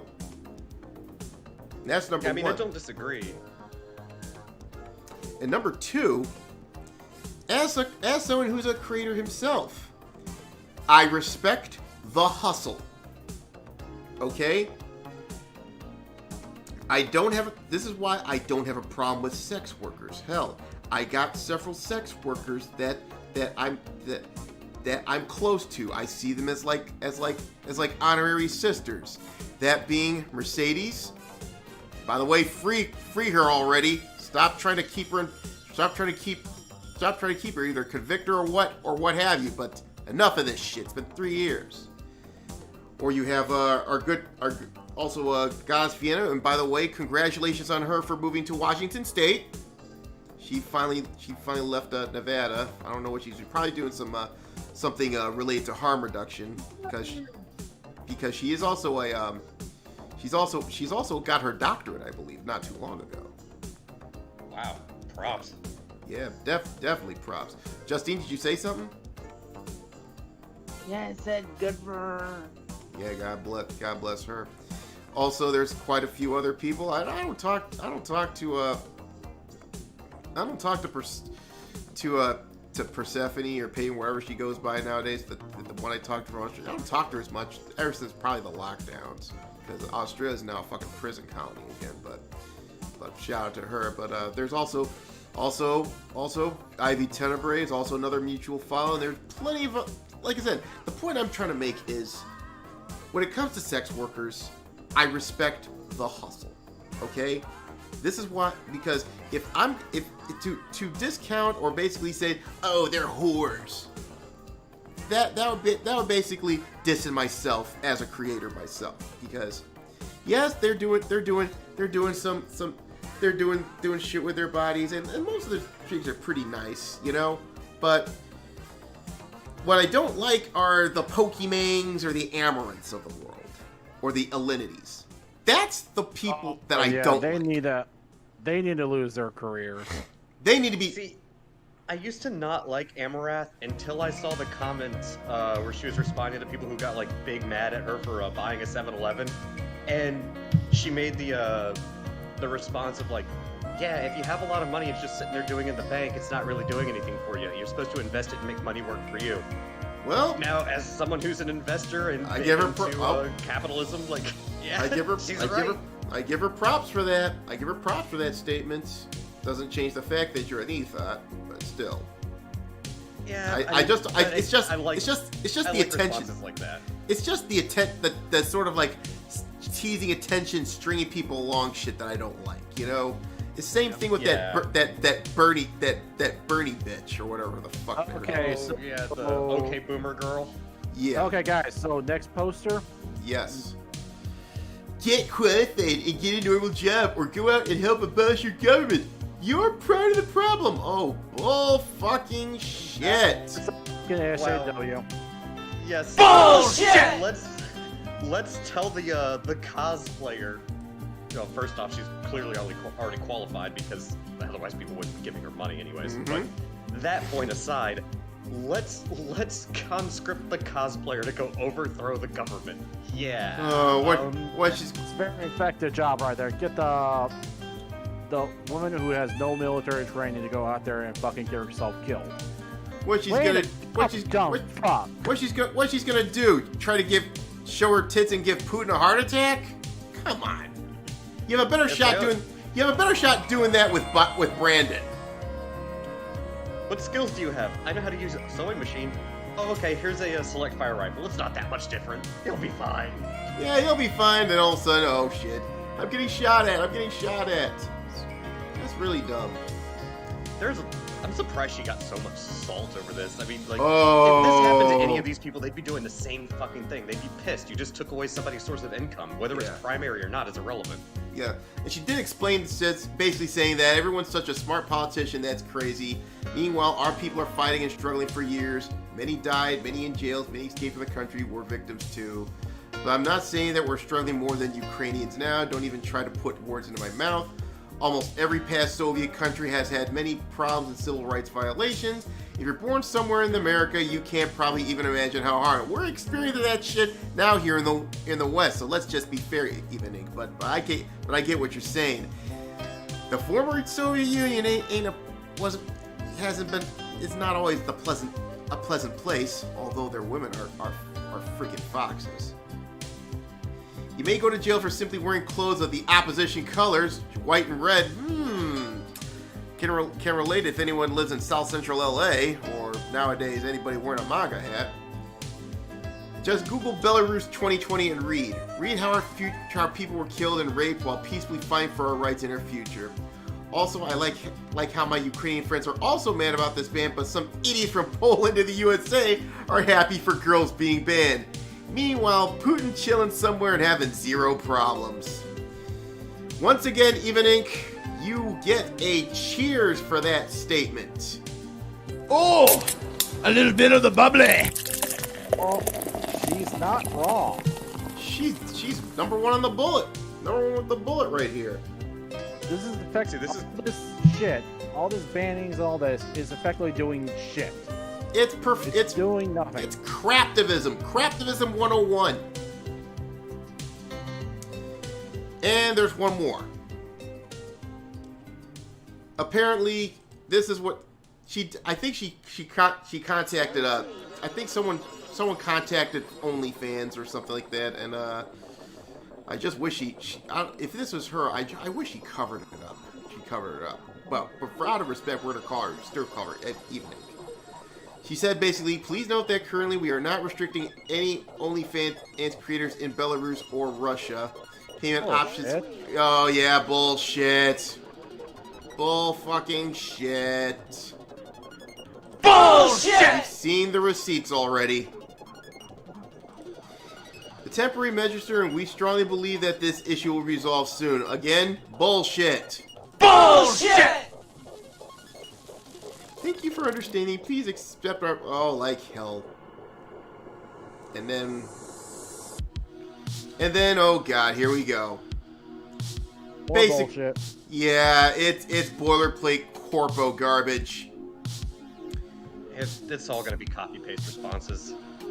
Yeah. Followed by excuses, inevitably. For your liver, Doku. I feel sorry for your liver. Yeah. And also, I do feel sorry for Evening here because, like I said, you can't. Again, as someone who respects the hustle, I mean, this is ridiculous. This is bullshit. Now, the good news out of all this is, Fansly has not done this shit, and neither does Gumroad. So, Gumroad, I swear to God, doesn't give a shit. Gumroad probably doesn't even give a fuck. Fansly did show. I think did virtue signal for Ukraine, but they didn't ban their Russian. Gumroad,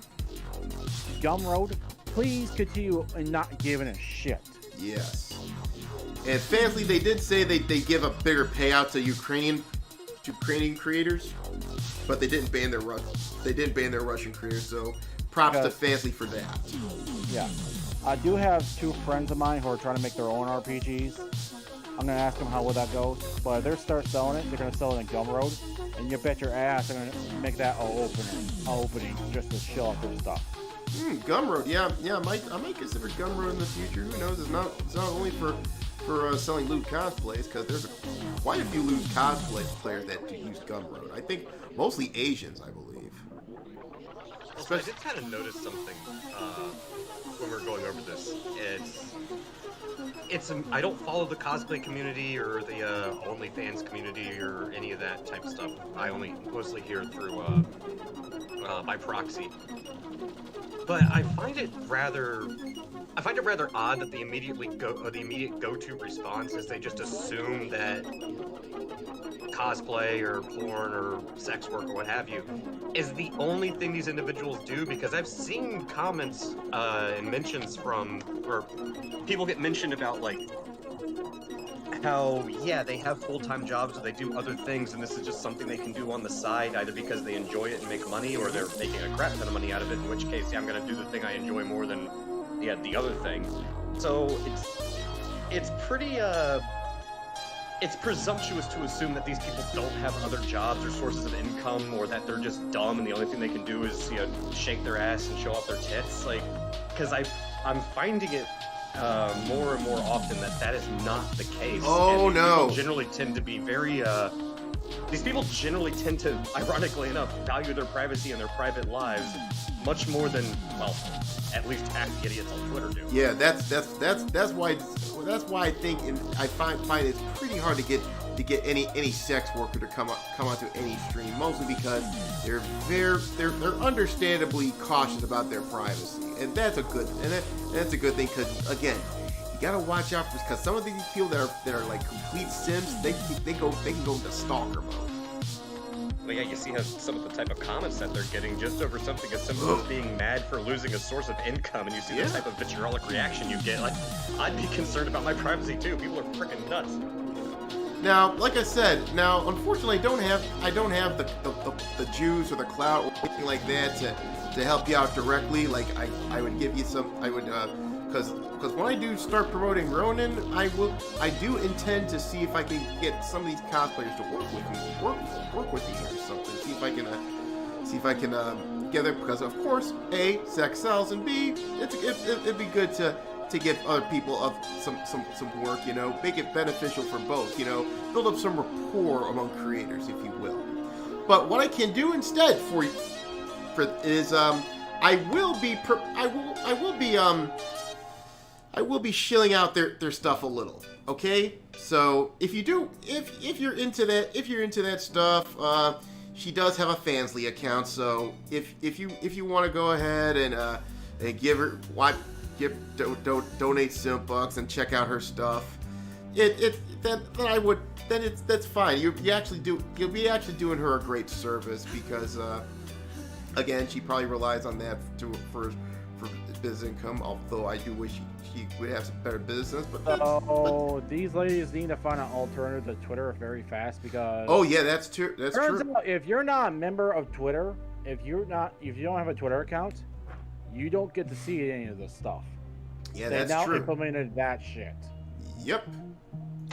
So and like I said, there's also a link down there that's I think it's a card similar to Linktree, but she also has a Gumroad on there. I'm not going to show these links off to you because we want to keep this thing safe for work. Otherwise, Mama Susan will come after my ass. All right. And also, what I will also do is I will also promote Marie Bunny, which she also has a Fansly right there, and you can see some of her work right there. Again, I don't know if you're into like chubby models. I mean, they're not. She's not like a land whale or anything, but still. I didn't say she was a land whale. I just said she was a little too thick for my taste. Yeah. And look at that. Look at that. She's so cute. I mean, body aside, she actually has a really good smile. Look at her that. Yeah, she does. I will not deny that. She has a wonderful smile. Damn right. But like I said, Seth, it sucks you couldn't come onto the stream. We could talk about it a bit more, but that's okay. Hey, you're all cool. Keep doing what you're doing, and hopefully the virtue signaling freaking orcs don't keep fucking you over Raw Dog. All right. Now, before we get on to the main event, I do want to talk about future repercussions for this. Okay. Because this doesn't concern this, because I would be surprised if all this canceling an entire nation is a proof of concept. Because let me set up the scenario for you. Say you're in Florida, right? And DeSantis gets super based and says that and let's just say basically they're saying that people who commit voter fraud get like the gas chamber, right? Which again, this is a little extreme, but let's say for sake of conversation, Ron DeSantis, it says if you commit voter fraud, your ass is going to the gas chamber or being fed by gators, one or the other. Corpos catch wind of this. And what do they do is they basically cut off every type of service to that entire state. Banking services, gaming services, Netflix, Facebook, Twitter, Pornhub. You know what will happen? They'll make their own. Exactly. Russia and Belarus will make their own. That's true. You're not gonna divide them. You're gonna unite them, you idiots. You're gonna create parallel economies, and considering how all the crap coming from these big techers are just trite, hell, you won't be surprised we create parallel economies even in one country, let alone only here in the West. Okay, so say for instance they do this shit to Florida, right? You know what's He'll gonna have his own economy, and guess what? I'll fucking join that economy too. Yeah. I bet they'll be a lot more welcoming of my fat ass than say some jagoff that runs from their little ivory palace over in Silicon Valley. So I don't want to get like too armchair intellectual deep web or whatever label they're calling it now. So I'm going to keep it brief. A lot of individuals do not seem to understand the concept of creating power vacuums. I notice it mostly from diehard extreme capitalists, but also the extreme Marxists as well. Mm-hmm. But capitalists at least have a better solution. When you create a power vacuum, you just increase demand for something. Somebody who is ingenuitive, innovative, who is an entrepreneur who has the money and resources to fill that vacuum, whether it's for profit or not. It can be out of goodwill or just out of, damn it, I want to play my video games, so I'm doing this mostly for myself, but everybody else benefits too. That's the type of thing you're going to create. Fortunately enough, in the situation you're describing, Aaron, this will be creating or filling a vacuum created by artificial necessity that benefits the majority of people, as opposed to, I don't know, the most ruthless person wins and takes control of power. But the fundamental point still stands. By doing this, you're creating a power vacuum and short-term pain for what's ultimately going to become a long-term infrastructure building project and a complete decoupling of a system that you arguably have a monopoly on right now. Yeah, long-term, this hurts you, not them. Long-term, basically, you shoot yourself. Yeah, this is basically you destroying yourself. Yeah. So, you know what? Corpos, wokies, keep this shit up. You're already getting a backlash of this. That backlash is gonna go nuclear. And I mean it figuratively, not literally. God help if it goes literally, but still. Yeah, if we get like banned from a certain platform, I already got backup made. Yeah. By the way, Discord. I knew that was gonna come up at some point. You better not ban the Shogun from Discord. Because if you do, I mean, you won't be cutting us off, and be willing. I will hit that rant alert button when we get back online, and I will take your ass to the cleaners. Now, luckily for us, as long as you don't. Bottom line is this, Discord.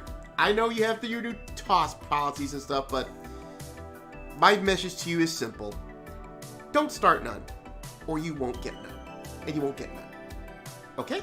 Well, as soon as Quartering dropped that video, and I heard through the grapevine of my network, thanks to Sharadi and Jensen to Sharadi in particular for making me aware of this, I'm pretty sure Gilded would like to give you a thank you letter for getting them another customer, because as soon as I heard about it, literally the next hour I had a Gilded account. We already have 2 backup channels for our show in case something happens. Oh, definitely. But anyway. Yeah, I'm going to start making a Gilded next week. I already made a Revolt. That's our long-term plan. Alright. Because with Revolt, it's open source. We can actually take the code, which is free to do and legal to do, put it in our own server, and run it as our own site. Yeah. I will also be talking to John Delarosa about what the developers of Revolt had intended to do. Yeah, in fact, I will also be talking probably to John Delarosa. If you're listening to this, we need to talk about that. Well, let's talk about any plans going on with Discord. I'll probably DM him sometime later in the week or next week or two. Yeah, I do want to discuss. I do want to be part of that discussion. All right. But as for Even Inc., and you know what? I'm just gonna zoom in this kid because she is so cute in this one. Okay, I like to pinch her cheeks. Not those cheeks, you sick freak. But she's so cute. We're talking about the cheeks on her face, by the way. Yes.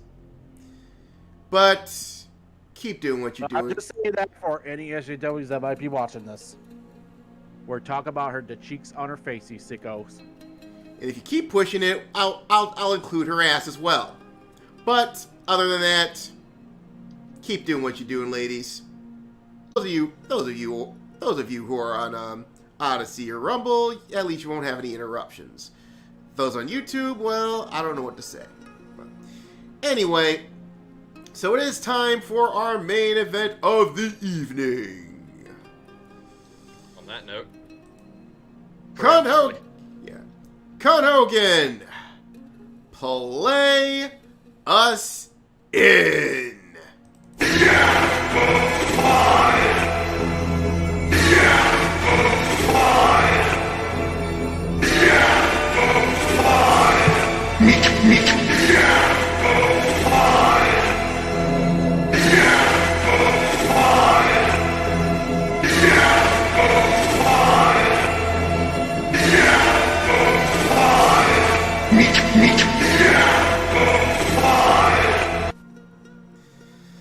Okay, now last week on that failure of a stream because I didn't turn the damn music down, we're pretty much burying because they decided to stuff their own farts, but in the case of these two companies, well, let's just say last week's stream was Prophecy. So we're going to start off with this.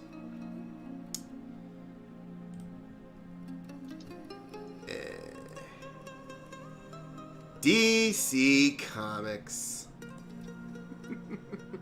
Drink! It's a bleeding coat, so double drink! You know what that means, right? You know what that means. Good to see we're off to a strong start already. Hit spin!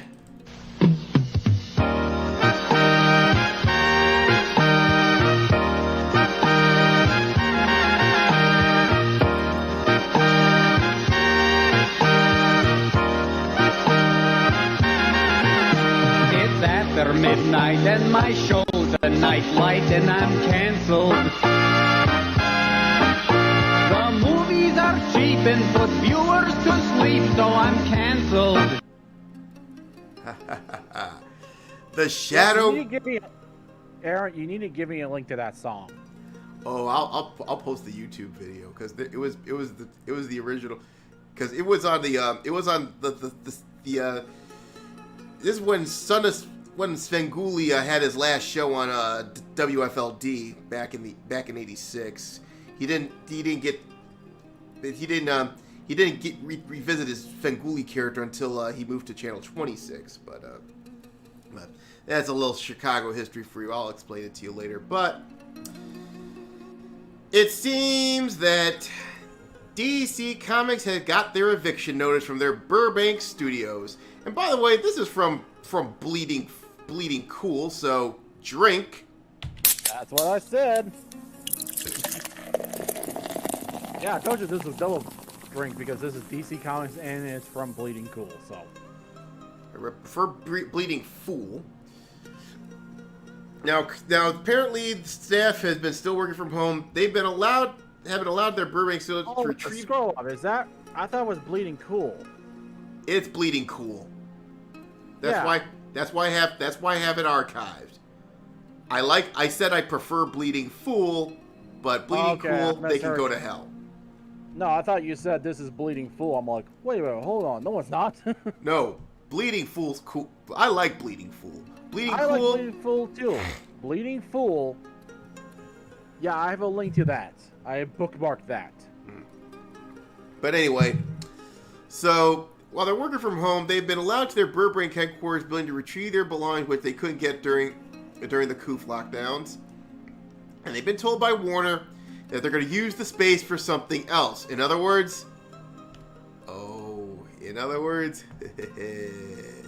you mean something Get the fuck out of here! Well, as profitable as it gets for Warner Brothers. Well, it's true, they haven't fixed their core issue, which is they need to stop being woke. Yeah. Now, DC Comics will no longer have access to these 3 floors of prime Warner Brothers real estate, and everyone was moving again to offices close by. Yeah, they have workers working from home. That does such a good time during the pandemic and everything like that. But what's going on right now is through a private WhatsApp group.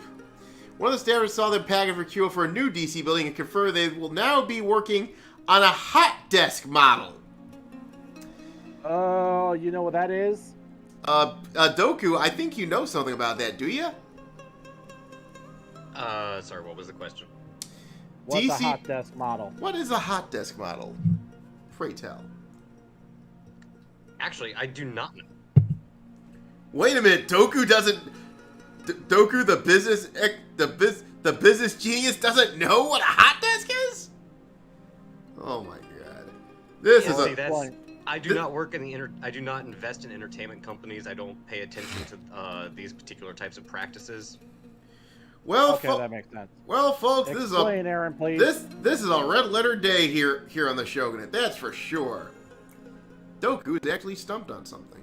Anyway, basically, what hot desk is a shared workspace. That means basically you gotta share your desks, which means it's basically it's like this. Say if you're teaching at a school and you have the same rule, but you have like teachers that have to rotate in to cut costs in office space. I know what you're talking about. I've never heard it referred to as a hot desk before. We usually call it a workspace rotation. Oh, yeah. Ain't that shit like survival of the fittest? Because whoever gets a desk gets to do their work. Yep. Well, it's usually based on profitability, time crunches, and let's be honest, corporate culture plays into it. So favoritism does play a role, which would explain a lot of how the comic industry has ended up in the situation that it has. So this does not come as a shock. Oh yeah. So this is basically the perfect environment for them. So basically, it's about to become Thunderdome over at DC.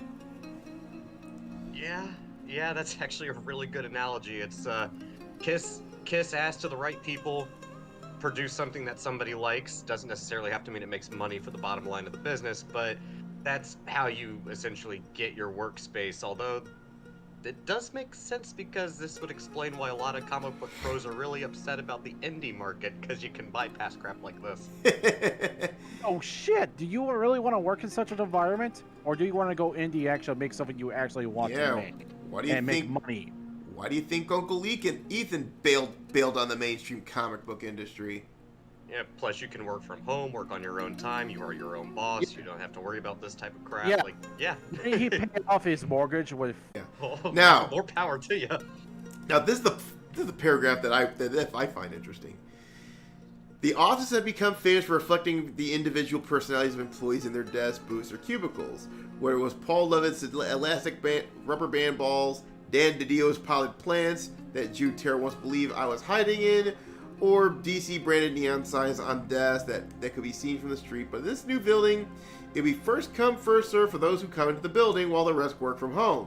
And most DC Comics staffers will no longer have a permanent place to work, and no one will have their personal items in the office. Yeah. Oh, hope those shitty sales due to peddling woke propaganda was worth it. Now you'd have no personal space. Yeah, the thing is, when you see something like this happen, it's indicative of a company that is having financial problems, because essentially what they're admitting to you without saying it is that they can't cover the cost of renting out office space. Yeah. So they have to share.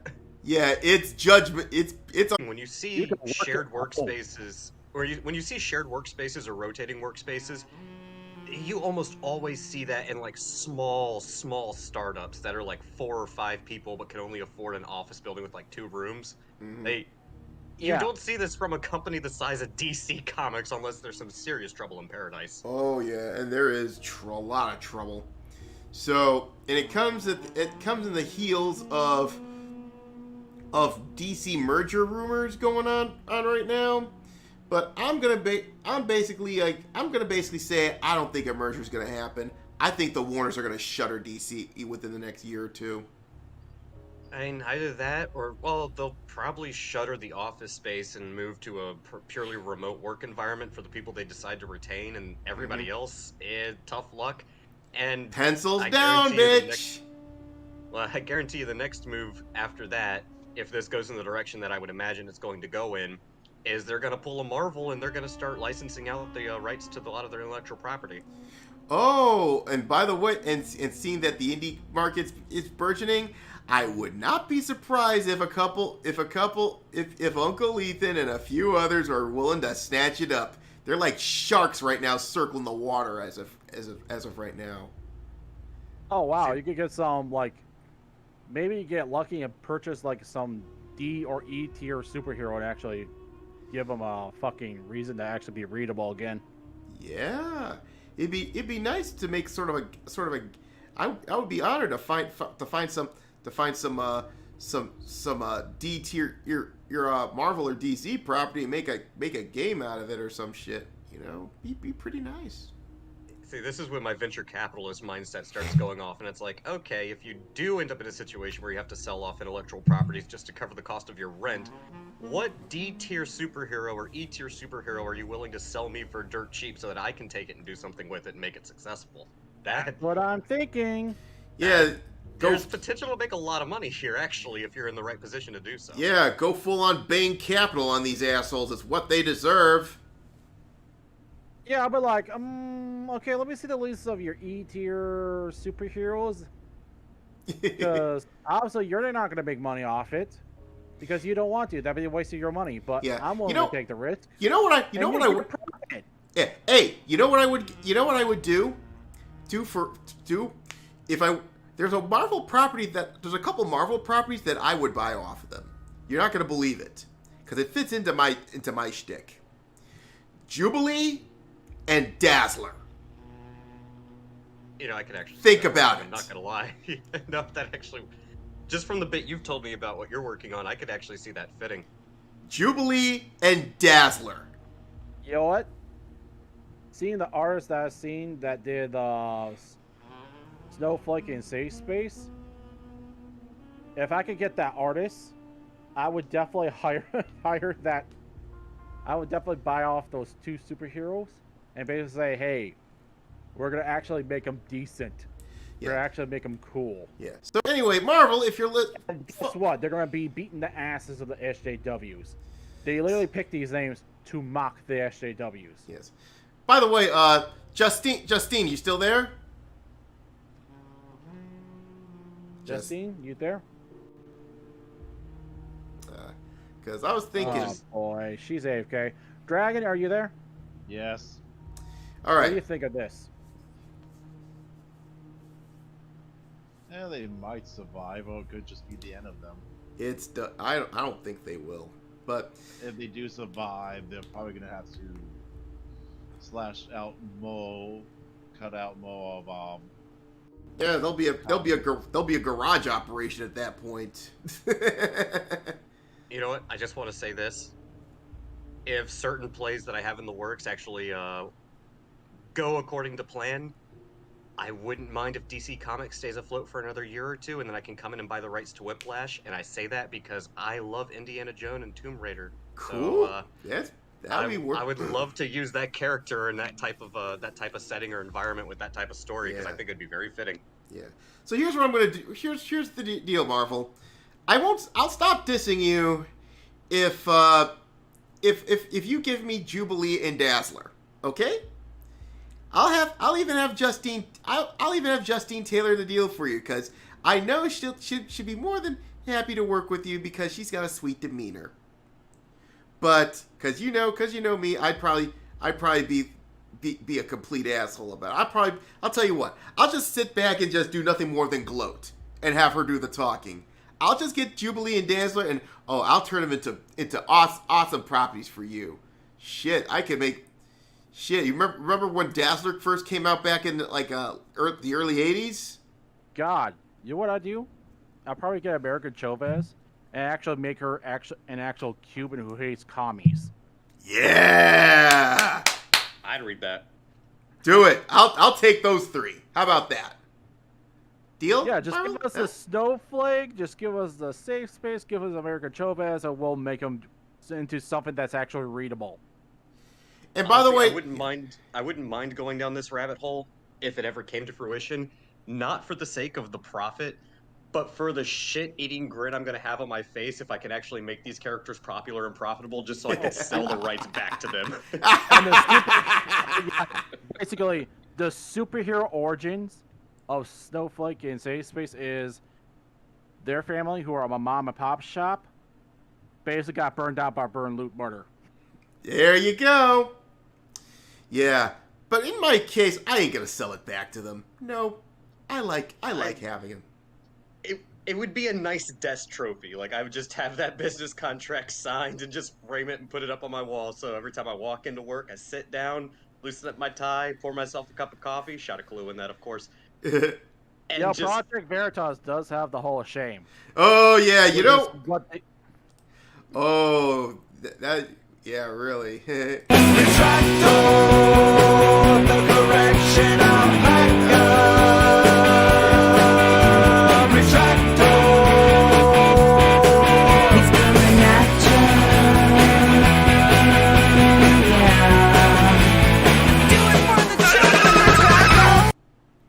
No, we're not making a retraction, but we're just doing it because of since we were talking about the Wall of Shame of Project Veritas, the Wall of Retractions. We love you, Project Veritas. Keep doing the good work. Keep doing the good work. Yeah. By the way, how you doing, Fiona Wolf? Glad to see you here on the tent. I haven't noticed a lot of stuff like that,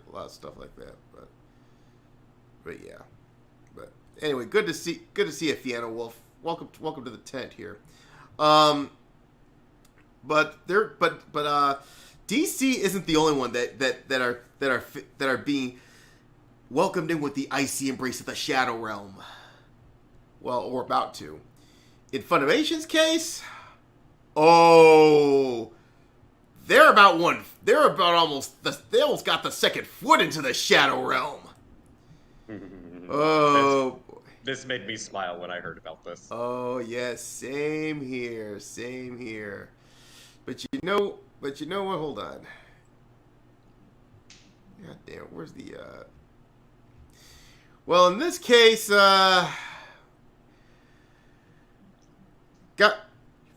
pallbearers. Hold on, before you begin, Fiona Wolf did ask a very important question. Oh, yeah. If any of these characters go public domain, are any of these characters going public domain right now in DC? Oh, it would be a feeding frenzy. It would be a feeding frenzy. I know there was some talk of Batman possibly actually ending up as public domain, but I have no idea if that's just people being optimistic or what the legality behind it is. I just know I've heard the rumor of it. Oh yeah, it would be a feeding frenzy if it goes fucking public domain. Well, no, I'm not saying. Is there any recent DC or Marvel superhero that's going to become public domain? Probably Superman. Probably the older shit. Okay. I could see Batman, Superman, Iron Man. I think even probably Thor and Hulk would. They're never gonna give up Batman. That's their moneymaker. Yeah. Well, they'll find a way to keep it. But I know there is a strong legal argument because it's been around so long that it technically should be. But again, this is outside of my realm of expertise. Superman, I think they'll give up because they can't write Superman because we've seen what they've done with fucking Superman. No, Superman should be about hope, justice, and American way. He's basically the truth, justice, and American way. For Superman, you need to be a shining beacon of.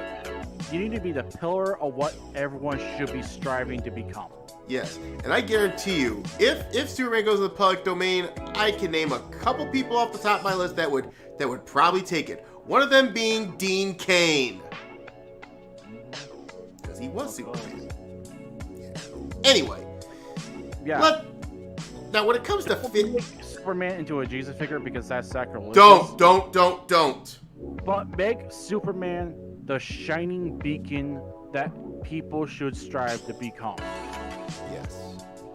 Like, this is the closest thing a mere mortal can come to a near perfect virtuous person. Yeah, not phony virtue, by the way. Right. We're not talking about fake ass virtue signals. No, we're talking about actually having actual fucking virtues. Yes, just simple formula: truth, justice, and the American way. I mean, that's kind of the core of the character too. It's like, for as many men dream of becoming gods, one, through unfortunate circumstances, was blessed with the powers of a god, and the only thing he wants to do is be a normal man, but he'll use that power for good. Mm-hmm. That's literally the core of the character. Yeah. Now. Anyway, let's talk about Failamation. God and pallbearers, play these poor souls out.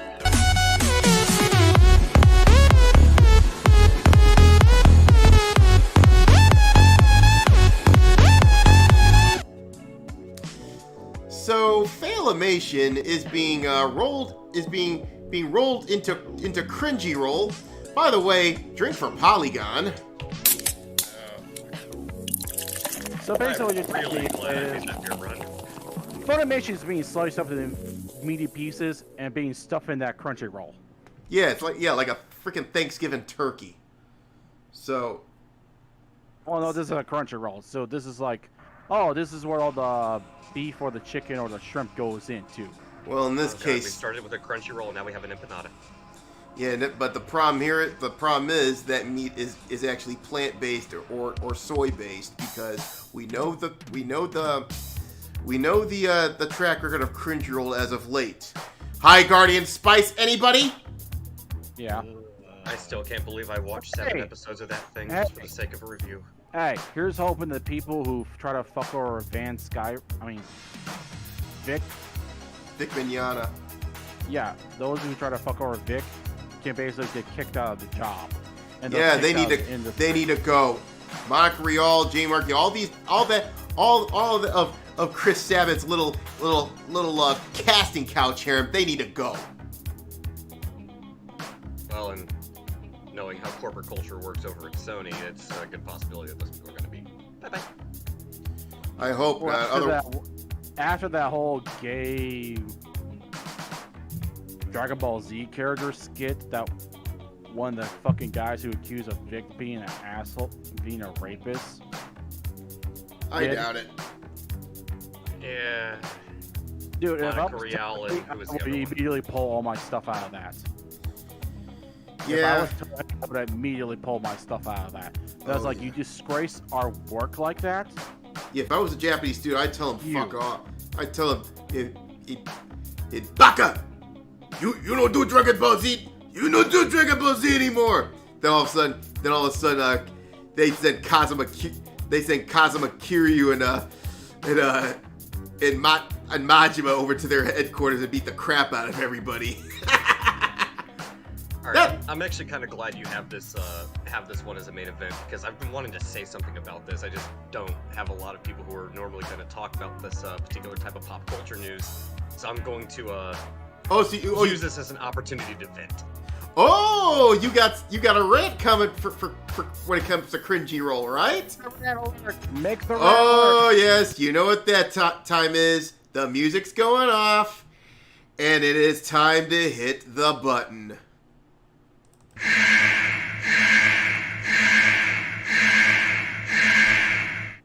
You may fire when ready. So, I know the big argument that comes from outlets like Funimation, where it's like, oh, well, we only change up the way things are written, and as far as, well, I'll just say this applies to the majority of localizers. Certain things might not make sense to Western audiences, so we change it up so that they'll understand what the joke or the reference or the ad hominem is, or this, that. Like, okay, that used to be an argument until I noticed something literally last week. So there's an anime out for people who probably, if you do or don't watch anime. If you do, I'm sure you've heard of My Dress Up Darling. If you don't, it's an anime show about cosplay. It's a slice of life rom-com. But the main female character in it uses a lot of Western lingo, like totes and lit and, crap you'd see on Twitter. She uses Twitter lingo. But then if you watch the dub, they change shit up, not because they're injecting politics or anything, they're just changing it up, to which I ask, I've watched the sub, I know exactly the type of internet speak lingo she's using. There's no fucking reason to change it. So what the hell are you doing? There literally is no reason for this.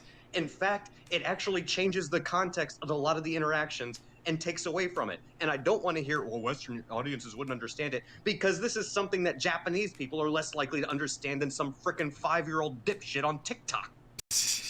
And when I say 5-year-old, I call them 5-year-olds because that's the fucking extent of their mental capacity. Their mentality, not their actual physical. Exactly. So I don't want to hear this fucking bullshit argument of, well, we have to change it up because the audience just wouldn't understand the reference, or like that 2 words mean the same thing in this culture, but because it's not in Japanese, no. That argument went out the fucking window the second I saw what Funimation did with My Dress Up Darling, because it's bullshit. I think you guys do it just because you're on a fucking ego trip. Like, Funimation, you deserve what you get. Enjoy your 6 feet. Let me know when you're down there and you're nice and comfy so I can start piling the dirt on your fucking decaying corpse, because you goddamn belong in the ground. Yeah, we shall piss and dance on its grave as well. So. There you go. By the way, drink. Yeah, definitely drink. Well, I think on that note, I think that's where we'll call the stream. But before we go, one last look at Marie Bunny. She's so cute. She's so cute. All right. I'm not gonna lie, it kind of annoys me that she's cute like that. It annoys you? It drives me nuts. I don't know why. It drives me nuts when I see cute things. I've always been like that. Cute things annoy me. But that should be taken as a positive, because if it annoys me, I'm annoyed because it's cute, and I prefer to stay angry. In the words of Doomcock. Yeah, but cute things. I just like to hug her. It's like, oh, it's cute. But anyway, all right. Enough of my minor league simping. Because I think it is a good time to call the freaking stream. Alrighty then. Where is my thing? There we go. What the? Oh, let me see. All right. Okay, so for the next week or so, I'm not gonna be running a lot of. I ain't gonna be running a lot of games, but I know Snowman's gonna be running a couple games on the Discord. But what I'm gonna be doing is I'm gonna be working on the OSR supplemental for the rest of the time. That's if I'm not at work or anything like that. I am still trying to resuscitate my car. So, but what will happen is next Thursday we will be setting up the tent once again, and for more, I would say, positive show. Hopefully we get more positive shit out there. Maybe laugh at some locals and stop talking about depressing shit. But I'll keep you abreast on the situation with the OSR project. I hopefully by this time next week I'll have better progress for you. Hopefully it'll get closer to submission. I think this thing won't take that long. So with that said, Doku, Dragon, Justine, wherever you may be, if you're awake, and Snow, I thank you for coming out to the tent with me this week. And those that are watching on the stream or on video, I thank you for joining me as well. As always, if you enjoy this program, then I ask you to please like, subscribe, ring that bell, spread the word. And by the way, those of you who came in from John De La Rosa's stream, Deanna Wolf is one of them, I'd like to welcome you. Welcome to the madness here. I hope you enjoy your stay. I hope you checked it out. Hope you like what we're doing here. And keep spreading the word, man. And yes, I will be back on other streams as well, especially on John De La Rosa's stream. But there will be other streams I will be visiting when I go around to promoting Ronin. But until we once again set up the tent, God bless you. Take care of yourself. And hey, it's a nasty world we're living in, so please be careful out there. And as always, Experta Factus Delendus Dest. Mad Shogun out!